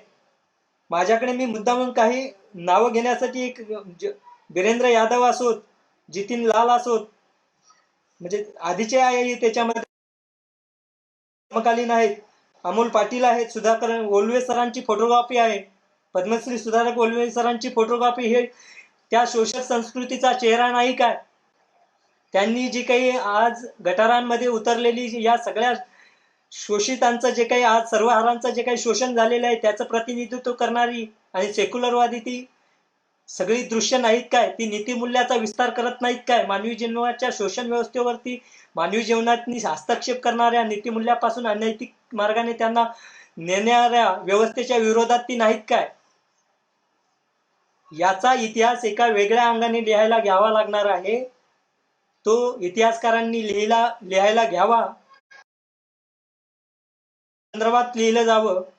चित्रकारांच्या प्रत्येक चित्रकार आणि संविधानवादी चित्रकार म्हणून ते छापण्यात याव्यात, जेणेकरून जे काही प्रतिगामी चित्रकार आहेत आणि पुरोगामी चित्रकार आहेत, यांच्यामध्ये एका अर्थाने वैचारिक निदान संवाद तरी घडून यावा, जेणेकरून मूल्याच्या अंगाने समाज म्हणून याचा पुनर्विचार करता येईल. यासाठी कदाचित कलाकृतींचा आपण संविधानाच्या स्वप्न निर्मितीसाठी याचा उपयोग करू शकू काय, आणि एवढं धाडस आपली ही समाजव्यवस्था दाखवू शकेल काय, हाही एक वेगळा प्रश्न आहे. प्रश्नांच्या संदर्भात बोलता येईल. प्रश्नांच्या संदर्भात एक मिनिटं घेऊन मी प्रयत्न करेल, परंतु मला मुद्दा अगदी भाष्य करून मी प्रश्न बोलून माझं संपवणार आहे. की त्यामध्ये कांदे आहेत, त्यांचंही काही वेगळ्या अंगाचं काम आहे. मी सांगितलं आहे की संजीव सोनपिंपरे आहेत, राजश्री गुढी आहेत, तेजस्वी सोनावणे आहेत, रंजिता कुमारी आहेत, सुनील अवचार आहेत. सुनील अवचारांचा संदर्भ आपण वेळोवेळी आजपर्यंत फेसबुकवरच्या चित्रकलेतून बघतो आहोत, किंवा आधीच्या सेक्युलरच्या टॉकमध्ये त्यांच्या टॉकमध्ये त्यांची जी काही भावव्यवस्था आहे ती सुद्धा आपण बघितलेली आहे. मी जेवढं काही ऐकलं आहे त्या संदर्भात तरी मला एक लक्षात आलं आहे की एखादा कलाकार एखाद्या व्यवस्थेने पीडित केल्यानंतर कोणत्या जाणीवेपासून नेणीवेपर्यंत चित्रकलेच्या कलाकृतीतून किती संवेदनशीलता भावविश्व दाखवून सृजनात्मक निर्मिती करू शकतो आणि माणसांच्या मूल्याची बाजू घेऊ शकतो आणि माणसालाच कलेचा केंद्रबिंदू ठरू शकतो. या संदर्भात जर कोणाला शंका असेल तर सुनील अवचारांची अगदी साध्या पेनाने केलेली चित्र त्यांनी बघावीत. माझं अगदी पुरोहितवादी चित्रकारांना स्पष्ट आव्हान आहे, त्यांनी या चित्रांचा अनालिसिस करावा आणि त्यांच्या शब्दात इतिहासाच्या अंगाने याचं हे कसे नीतिमूल्याच्या आधाराने बसत नाही किंवा हे कसे चित्रच नाहीत या अंगाने तरी त्यांनी ते पुढे येऊन बोलावं. आम्ही चर्चेला येत्या काळामध्ये तयार आहोत. चित्रकार म्हणून आम्ही आज तागायत ज्या जाणीवेने काम करतो आहोत, आम्हाला वाटतं की नेणिवेशी अगदीच पारलौकिक आधी सांगितल्याप्रमाणे याचा कुठेही संबंध नाही. आम्ही माणूस केंद्रबिंदू मानून माणसाच्या भोवताल जे काही घडतंय त्या संदर्भातनी त्याची नोंद घेणारे चित्रकार आहोत. म्हणून एकाच कोणत्या तरी याचा आम्ही पुरस्कार करतो असे खऱ्या अर्थाने आम्ही संविधानाच्या स्वप्नपूर्तीचं काम करणारे चित्रकार आहोत. संविधानाने माणसाला ज्या काही माणूस होण्यासाठीच्या ज्या काही आश्वासक भूमिका घेतलेल्या आहेत, समतेच्या अंगाने माणसाला सगळ्या समाजाला किंवा सगळ्या प्रत्येक माणसाच्या स्वातंत्र्याची जी काही हमी काम करणारे आम्ही कलाकार आहोत. म्हणून सुनील अवचारांच्या चित्रांचा ब्राह्मणी सौंदर्यशास्त्राच्या अंगाने नक्कीच तथाकथित सौंदर्यवाद्यांनी त्याचं चिंतन करावं आणि त्याच्यावरती ज्या ज्या पद्धतीने लिहिता येईल किंवा ही चित्र नाहीत ती चित्र आहेत याच्या संदर्भात त्यांनी त्यांचं चिंतन पुढे येऊ द्यावं. असाही एक मी इथून एक वेगळं आव्हान करू इच्छितो. प्रभाकर कांबळेंचा काय आता जस्ट एक चित्र शिल्प बघितलेलं आहे किंवा मानवी शिल्प आहे ज्याला म्हणतो आपण, की बाबासाहेबांचं जे काही भगवीकरण चाललेलं आहे या संदर्भात ते तांत्रिक आणि तंत्रज्ञानाची थोडीशी जोड देऊन केलेलं एक जाणीवपूर्वक आणि जाणीवेशी संबंधित असलेलं आणि समर्पकपणे या काळाच्या शोषण आणि सगळ्याच व्यवस्थेवर एकूण दमनशाही व्यवस्थेवरती किंवा हुकुमशाही लादणाऱ्या व्यवस्थेवरती भाष्य करणार आहे. बाबासाहेबांचं भगवीकरण किंवा बाबासाहेब कसे धार्मिक होते. आता येत्या काळामध्ये तर बाबासाहेबांची आरएसएसची कशी वैचारिक बैठक एका तथाकथित विचार करणारी मंडळी पुढे येत आहे. त्यामुळे मला वाटतं सेक्युलरवादी चित्रकारांनी आपली भूमिका अगदी निश्चित केली पाहिजे, ठाम केली पाहिजे. त्यामध्ये कोणतीही काटकसर न करता फुले शाहू आंबेडकरांच्या सगळ्या नोंदवल्या पाहिजे. त्या अंगाने चित्र काढत राहिली पाहिजे. एका अर्थाने आम्ही ते काम स्वीकारलेलं आहे. येत्या काळामध्ये सेक्युलर आर्ट मुवमेंट काय आणि इतरत्र सगळी जण संविधानाच्या सरनाम्याला अभिप्रेत असलेल्या करण्यासाठी बांधील आहोत. कलाकृती ही फक्त आम्ही त्याचे वाहक समजतो. कलाकृतीतून फक्त दृश्याचं मूल्य आम्ही अबाधित करू शकतो किंवा त्याला संरक्षित करू शकतो आहोत येणाऱ्या काळासाठी, परंतु ते पुरेसं नाही. त्यासाठी सगळ्यांचं सहकार्य लागणार आहे. अगदी सरांनी सांगितलंय की वेगवेगळ्या मताची माणसं असतात, वेगवेगळ्या स्कूलिंग मधली विद्यार्थी असतात, वेगवेगळ्या जाणीवेतून आलेली कलाकार असतात. आम्ही त्यांना आवाहन करतो आहोत. आम्ही सगळ्या अगदी कोणत्याही ज्ञानाचा अहंभाव किंवा कोणत्याही अगदी हे स्पष्ट करतोय की आमच्याकडे जे काही ज्ञान आहे ते अज्ञान आहे असं आम्ही घोषित करून संवादाला तयार आहोत. त्यांनी खुलक संवादाला यावं. परंतु माणसाच्या भोवती जे काही भावविश्व आहे, माणसाच्या संदर्भातलं जे काही प्रश्नाच्या बाबतीतलं उत्तर आहे, माणसाच्या शोषणाच्या प्रश्नाच्या संदर्भातलं जे काही समर्पक उत्तर आहे ते येत नसेल तर आम्ही मात्र त्या विरोधी बाजूने जे काही करता येईल ते चित्रकलेच्या माध्यमातून करणार आहोत. म्हणून काही चित्रकारांच्या बाबतीतला आणि त्यांच्या कलाकृतीचा उल्लेख करताना अगदी चित्रांचा आढावा आपण सेक्युलर मुवमेंटच्या लाईव्ह याच्यामध्ये घेतलेला आहे, मुलाखतीमध्ये घेतलेला आहे. एक कलाकार व्यक्तिगत घरामध्ये कोंडलेला असताना किती निर्मिती करू शकतो, किती संवेदनशील निर्मिती करू शकतो, कोणत्या संवेदनशील भूमिकेला जाणीवेला घेऊन नेणिवेचं कसं पोस्टमॉर्टम करू शकतो याचं ते ज्वलंत उदाहरण आहे. माझ्या पाठी लटकलेलं माणसांच्या डोक्याचं चित्र आहे. मला सांगा, काल 3 पालघरची जी काही घटना आहे तो कोणता प्रकार आहे? तो माणसाच्या नीतिमूल्यांच्या संदर्भात प्रश्नचिन्ह निर्माण कर, त्याचा कलाकाराशी संबंध येत नाही काय? अतिसंवेदनशील कलाकारांच्या संदर्भात त्याची जाणीव हलवणारा नाही काय? त्याला एका अर्थाने माणूस म्हणून विचलित करणारा नाही काय? देशामध्ये वेगवेगळे असणारे जे काही कोपरे आहेत त्या भागामध्ये जे काही भूभागावरती जी काही माणसं जळत आहेत किंवा माणसांच्या बाजूने जे काही षड्यंत्र रचलं जात आहे संबंध नाही काय? सेक्युलर आर्ट मुवमेंटचा स्पष्ट उद्देश आहे की चित्र शिल्प, साहित्य, ललित कलेतल्या सगळ्या शक्यता माणसाला उंचीवर नेऊन ठेवण्यासाठी म्हणून मी आधीच सांगितले, रूपभेद प्रमाणांनी भावलावण्य जन्म सादृश्य वर्णिका भंग इति चित्र षडंगकम या 6 अंगापुरता आम्हाला सीमित होऊन विचार करता येणार नाही. हजारो काळातल्या पुरोगामी डोळ्यांचा कदाचित अपमान असू शकेल तो. म्हणून कलाकार या नात्याने मात्र आम्ही त्या डोळ्यांचा वैचारिक दृष्ट्या किंवा तत्वज्ञानाच्या अंगाने किंवा कला संस्कृतीचं जतन म्हणून भारतीय सौंदर्यशास्त्र जर असं काही आहे किंवा भारतीय समाज असं काही आहे, भारतीय संस्कृती आणि संविधानाला अभिप्रेत असलेली जी काही लोकशाही आहे, लोकशाही समाज आहे, या अंगाने संपूर्ण अंगाने याची जी काही समष्टीच्या अंगाने येणारं कलात्मक जे काही परिप्रेक्ष्य आहे किंवा जे काही भावविश्व आहे त्या संबंधीचं सौंदर्याच्या अंगाने जे काही चिंतन आहे, या सगळ्या शक्यतांचा आम्ही तरुण चित्रकार, आम्ही या काळातले चित्रकार म्हणून नक्कीच सेक्युलरच्या चळवळीशी किंवा फुले शाहू आंबेडकरांच्या विचारधारे माध्यमातून त्या विचारधारेच्या नोंदी कायमच्या येणाऱ्या पिढीसाठी नोंदण्याचा विचार घेऊन या सेक्युलर भूमिकेशी बांधिलकी ठेवून नव्हे, त्याच भूमिकेला पकडून चित्रकाराची एक भूमिका असते आणि चित्रकाराचा सुद्धा एक दृक मूल्यवाद असू शकतो.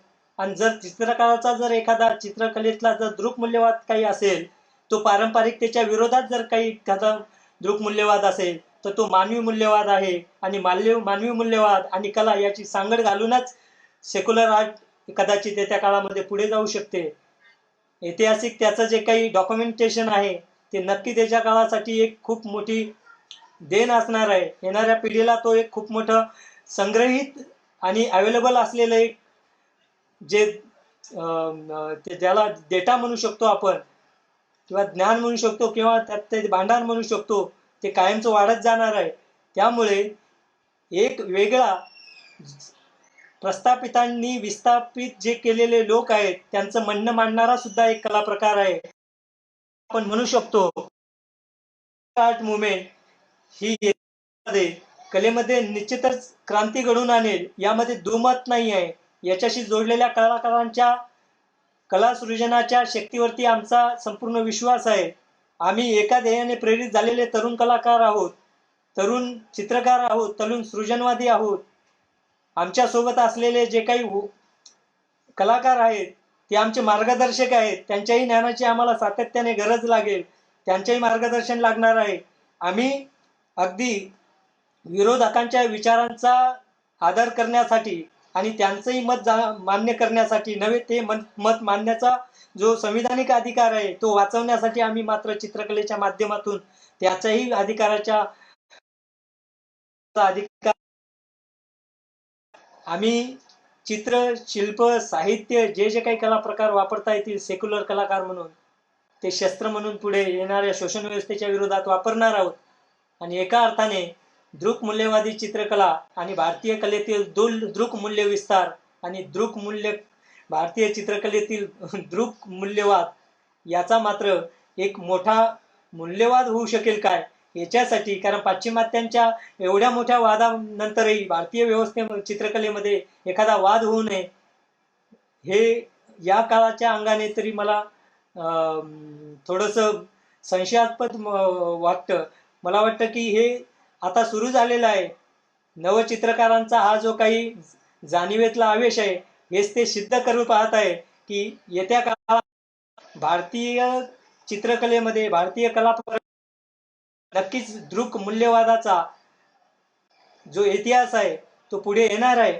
आणि पारंपरिक जी काही मूल्यवादी तत्व आहेत, अनैतिक नीतीला सोडूनची नीतिहीन तत्व आहेत, त्याच्या विरोधामध्ये त्याला शह देणारा हा एक कला प्रकार पुढे येणार आहे. येत्या काळामध्ये याचं म्हणजे लोक स्वागत करणार आहे, कारण आपण राजा आणि प्रजा या ज्या काही व्याख्या आहेत त्या 1950च्या नंतर संविधानाने त्या बरखास्त केलेल्या आहे. 625 जे आहे आणि त्यांच्या अखत्यारीत असलेली जी काही कला प्रकार आहे आणि कलाकार आहेत संविधानाने सगळ्या कलाकारांना मुक्त केलेला आहे. म्हणून मला पडलेला एक प्रश्न आहे की ज्या अभिव्यक्ती स्वातंत्र्याच्या माध्यमातून आपण आपली अभिव्यक्ती करतो, चित्र काढतो, शिल्प करतो किंवा जे जे काही कला प्रकार करतो किंवा माणूस म्हणून जे ज्या काही माध्यमाने व्यक्त होतो, ती सर्व समग्र व्यक्तता जी आहे ती संविधानाने दिलेल्या अभिव्यक्ती स्वातंत्र्याच्या परिप्रेक्ष्यामध्ये किंवा त्याने दिलेल्या त्या सगळ्या अवधार्यामुळे करतो आहोत. तर येणाऱ्या काळामध्ये आम्ही सगळे सेक्युलर कलाकार किंवा प्रतिगामी कलाकार हे त्या अभिव्यक्ती स्वातंत्र्याला आपली कला मोठ्या अवधार्याने डेडिकेट करतील का, हा प्रश्न इथे उपस्थित करून अभिव्यक्ती स्वातंत्र्यासाठी एखादी कलाकृती समर्पित करतील का, खरंच करतील का, त्यांना या अभिव्यक्ती स्वातंत्र्याचा आदर करण्यासाठी एवढी तरी संवेदनशीलता दाखवता येईल का, असा प्रश्न उपस्थित करून मी इथे थांबतो. आणि जे काही छोटे मोठे प्रश्न आहेत त्याचं अगदी छोटं उत्तर देण्याचा प्रयत्न करतो. इंग्लिशच्या संदर्भात माफी असावी, मला याच्यात थोडंही ज्ञान नाही आहे.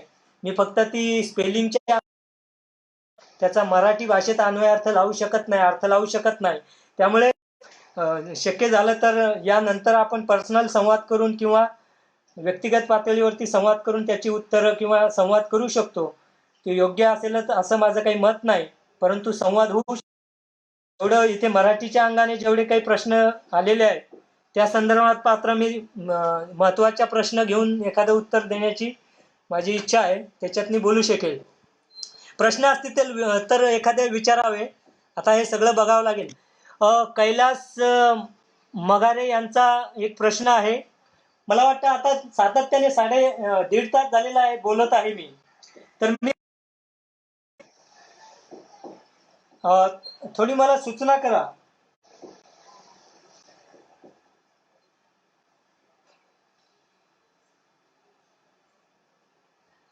हे हॅलो, सुरू आहे का माझा आवाज येतोय का?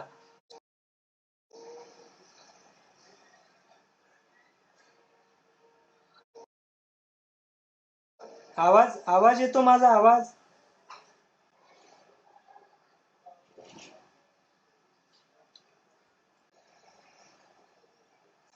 आवाज येतो आहे?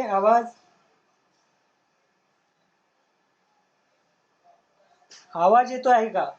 हा, अमित क्षीरसागर. ओके, हो. मला वाटलं हे जे काही तांत्रिक यंत्र आहे हे मला फसवत आहे की काय, कारण याचा लाईट सुरू नाहीये.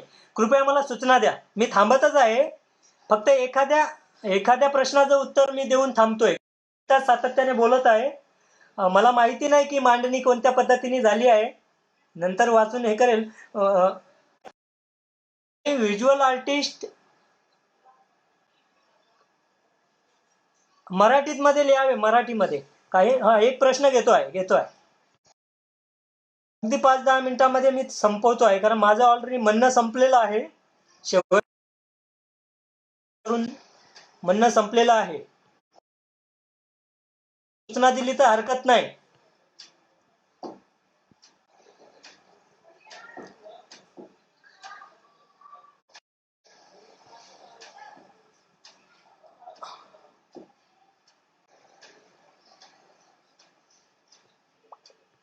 हे प्रश्न वाचून घेतोय की काही व्हिज्युअल आर्टिस्ट जे सायन्स किंवा बॉडी बेस असे सब्जेक्ट घेऊन काम करतात, तर त्यांच्याबद्दल तुम्हाला काय म्हणणं आहे? विज्ञानाला नाकारण्याचा सेक्युलरिझम मध्ये प्रश्नच येत नाही. मी केतकी सरपोतदार यांच्या प्रश्नाचं उत्तर देतो आहे. विज्ञानाच्या संशोधनाला किंवा विज्ञानाचा आधार घेऊन कलाकृती करण्याला किंवा विज्ञानाच्या विरोधात सेक्युलर कलाकाराचा विचार असत नाही. सायन्सच्या विरोधात जाताच येणार नाही आहे, विज्ञानाच्या विरोधात जाता येणार नाही आहे. एका अर्थाने विज्ञान जे जे काही आपल्यापर्यंत आहे ती संपूर्ण कलाकृती आहे. तेच आदर्श मानवी जीवन संपूर्ण उंचीवर नेऊन ठेवण्यासाठी एका अर्थाने त्या त्या कलाकाराची कलाकृतीच आपण वापरतो आहोत. त्यामुळे विज्ञानाच्या अंगाने जे जे येईल त्याचं स्वागतच असणार आहे.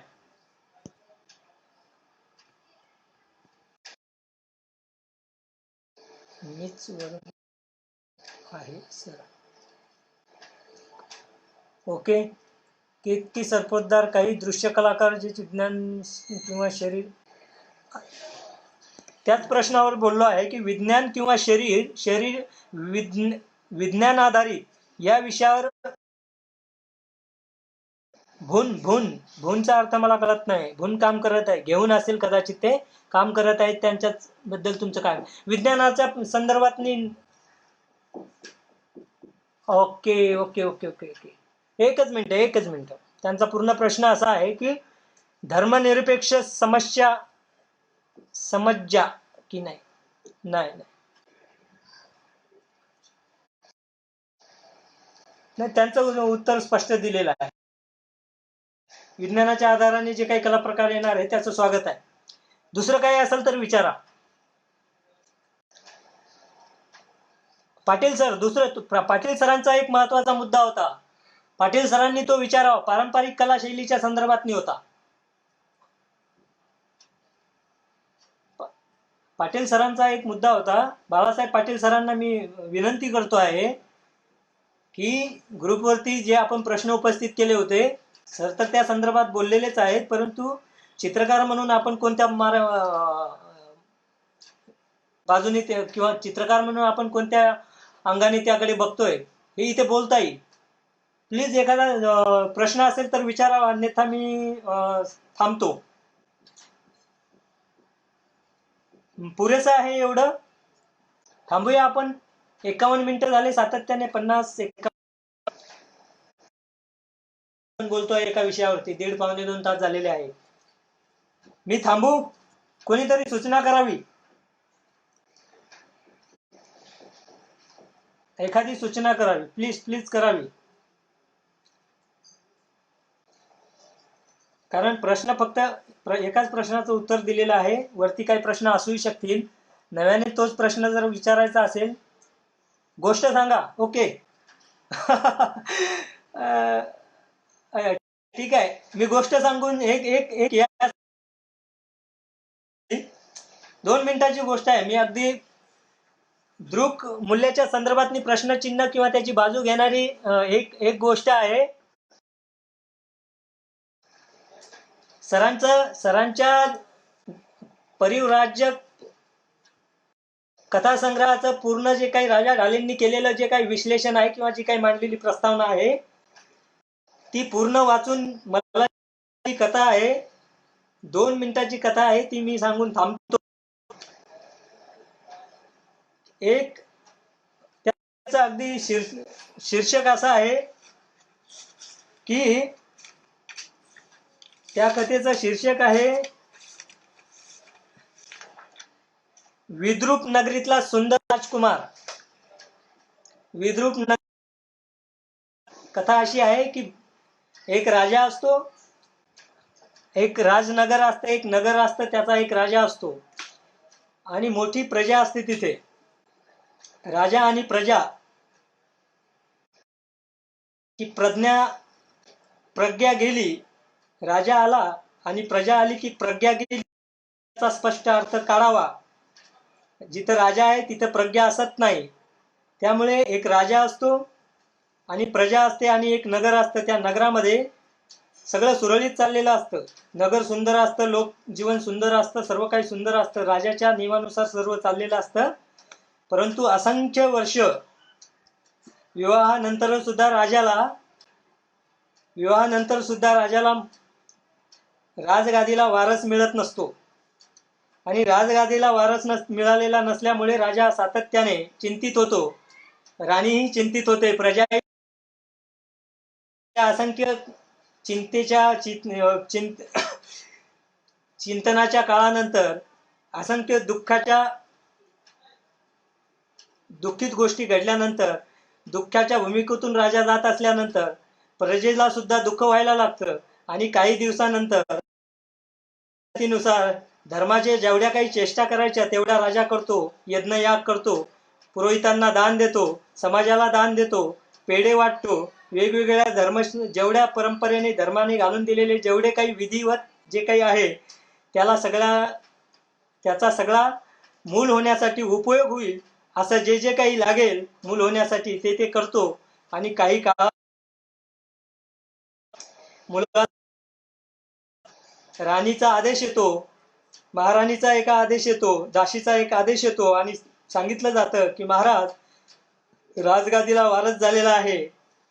राजा राजा राजकुमाराचा चेहरा न बघताच राज्यामध्ये बातमी आणि फरमान सोडतो की लोकांनी आनंद साजरा करावा, राजगादीला वारस मिळालेला आहे. म्हणजे चेहरा न बघताच राजगादीला वारस मिळाला आहे. या गोष्टीवरती विश्वास ठेवलेल्या राजाने अगदीच राजगादीच्या वारस मिळाल्या या फरमानाखाली लोक आनंदित झाले, लोक उत्सव साजरा करू लागले. परंतु लवकरच राजाला असं कळालं की राजकुमार मतिमंद आहे, तो नैसर्गिक काही वाटत नाही, तो कोणत्याच गोष्टीला सपोर्ट करत नाही. राजकुमार मतिमंद आहे की काय हा नैसर्गिक वर्तनाच्या एकूण चिंतेतून राजवैद्याला बोलवण्यात येतं आणि त्याची खात्री करून घेतली जाते की राजकुमाराचं जे काही वर्तन आहे ते नेमकं हे काय आहे. तर त्यासाठी राजवैद्याचा स्पष्ट सल्ला येतो की राजकुमार जो आहे तो मतिमंद आहे, आता यावर काही तोडगा नाही आहे. झाला तर कदाचित सुंदर पुढे चांगला होऊ शकेल, परंतु चांगला होण्याची काही शक्यता नाही आहे. म्हणून राजपुरोहित राजांना दैवी शक्ती प्राप्त झालेला मुलगा किंवा वारस मिळालेला आहे असा एक त्यामागेच फतवा सोडतात. लोक मात्र हताश होतात. खऱ्या अर्थाने लोक आनंदी झालेले असतात आणि परत दैवी झालेला आहे असा फतवा येतो. बुद्धिवाद्यांना त्याही काळामध्ये प्रश्न निर्माण होतो की आता करायचं काय, ही वेगळीच चेष्टा सुरू झालेली आहे. याच्या आधी आनंद साजरा झाला, त्यानंतर फतवा आला की एक वेगळी गोष्ट पुढे आली की दैवी आणि चमत्कारिक मूल झालेलं आहे, याच्यात काहीतरी गोंधळ असला पाहिजे. म्हणून त्याची शहानिशा करण्यासाठी काही गोष्टी प्रश्न पुढे येतात आणि समाजामध्ये नगरामध्ये चर्चा सुरू होते. लोकांच्या आणि कलाकारांच्या लक्षात येतं की दैवी वगैरे नाही तर मतिमंद राजाला वारस निर्माण झालेला आहे आणि याच्या पुढे काही खरं नाही. परंतु राजा ती चर्चा होत असताना स्पष्ट आदेश देतो आणि चर्चा बंद करतो आणि लोकांना स्पष्ट सांगतो की राजकुमार सुंदर दिसण्यासाठी समाजाने आपापले अलंकार उतरवून ठेवले पाहिजे. त्याच्यावरती वेगवेगळे निर्बंध लादले आणि समाजाचे सगळे अलंकार काढून टाकले. का तर मतिमंद राजकुमार दैवी आहे आणि तोच सुंदर आहे, बाकीचं कोणी त्यापेक्षा सुंदर नाही. याची मात्र या सत्याची असत्याची पोलखोल करण्यासाठी काही कलाकार पुढे येतात आणि ते स्पष्ट सांगतात की राजाचा मुलगा जो आहे आणि समाजाच्या अंगावरची जी काही आभूषणं काढलेली आहेत तो सुंदर दिसण्यासाठी, तोच सुंदर दिसावा म्हणून समाजाला विद्रूप केलेला आहे, कुरूप केलेला आहे. तर विद्रूप नगली याच्या मागे काहीतरी कट असला पाहिजे. तर काही कलाकार बंड पुकारतात आणि स्पष्ट सांगतात की राजकुमार विद्रूप आहे, जनता विद्रूप नाही, जनता सुंदर आहे. परत जनतेने आपापली आभूषणं अंगावर चढवली पाहिजे आणि राजकुमारच विद्रूप आहे हे सिद्ध केलं पाहिजे, नव्हे की राजाची ही सगळी व्यवस्था विद्रूप. कलाकाराच्या सगळा समाज जागा होतो आणि आपापल्या आभूषणं आणि आपापल्या स्वातंत्र्याने जागा होतो. आणि राजाचाच मुलगा कसा विद्रूप आहे, राजव्यवस्थाच कशी विद्रूप आहे, त्यांनी केलेलं आजवरचं शोषण आणि ते फरमान कसं विद्रूप आहे या कलाकाराच्या बंडखोरीमुळे सिद्ध होतं. मला वाटतं ही गोष्ट जशी कशी आलेली आहे किंवा ज्याही पद्धतीनं मांडलेली आहे ही छोटीशी आहे, वेगवेगळी मोठी गोष्ट आहे. वेगळ्या अंगाने ती वाचली असती तर शब्दानुसार आली असती, परंतु मोडकी तोडकी ज्याही पद्धतीत आहे ही सरांनी उल्लेख केला तसा आहे की मी जे काही चुकलं माफ करा किंवा जे काही चुकलं बिपलं ते माझं आहे, हा ब्राह्मणी कावा घेऊन माघार करणार नाही. जे चुकलं ते मी पडताळून पाहिजे, परंतु याच्यामध्ये सुधारणा करण्यासाठी आमच्याकडे वाव आहे. तर आपण त्या राजाच्या मुलासारखी किंवा राजाच्या त्या फरमानासारखी आपण वरून निघालेली सूचना मान्य कलाकारांनी, आपण त्या टाळ्या वाजवणाऱ्या कलाकारांनी आणि टाळ्या न वाजवणाऱ्या कलाकारांनी याच्यामध्ये काय नेमका सेक्युलर भेद आहे हे समजून घ्यावा. आम्ही टाळ्या वाजवण्याच्या विरोधात नाही आहोत, परंतु टाळी ज्यासाठी वाजवली गेली त्या मात्र विरोधात आहोत. ती लागू होतं. आणि हा राजकुमारही त्या जो काही उभा येतोय किंवा जो पुढे केला जातोय हा मात्र खोटा राजकुमार आहे, विद्रूप राजकुमार आहे. जनता या येणाऱ्या काळामध्ये प्रज्ञेने पुढे येईल, प्रज्ञा जागृत करून पुढे येईल यावर आमचा विश्वास आहे आणि त्याचा कलाकारांना नक्कीच फायदा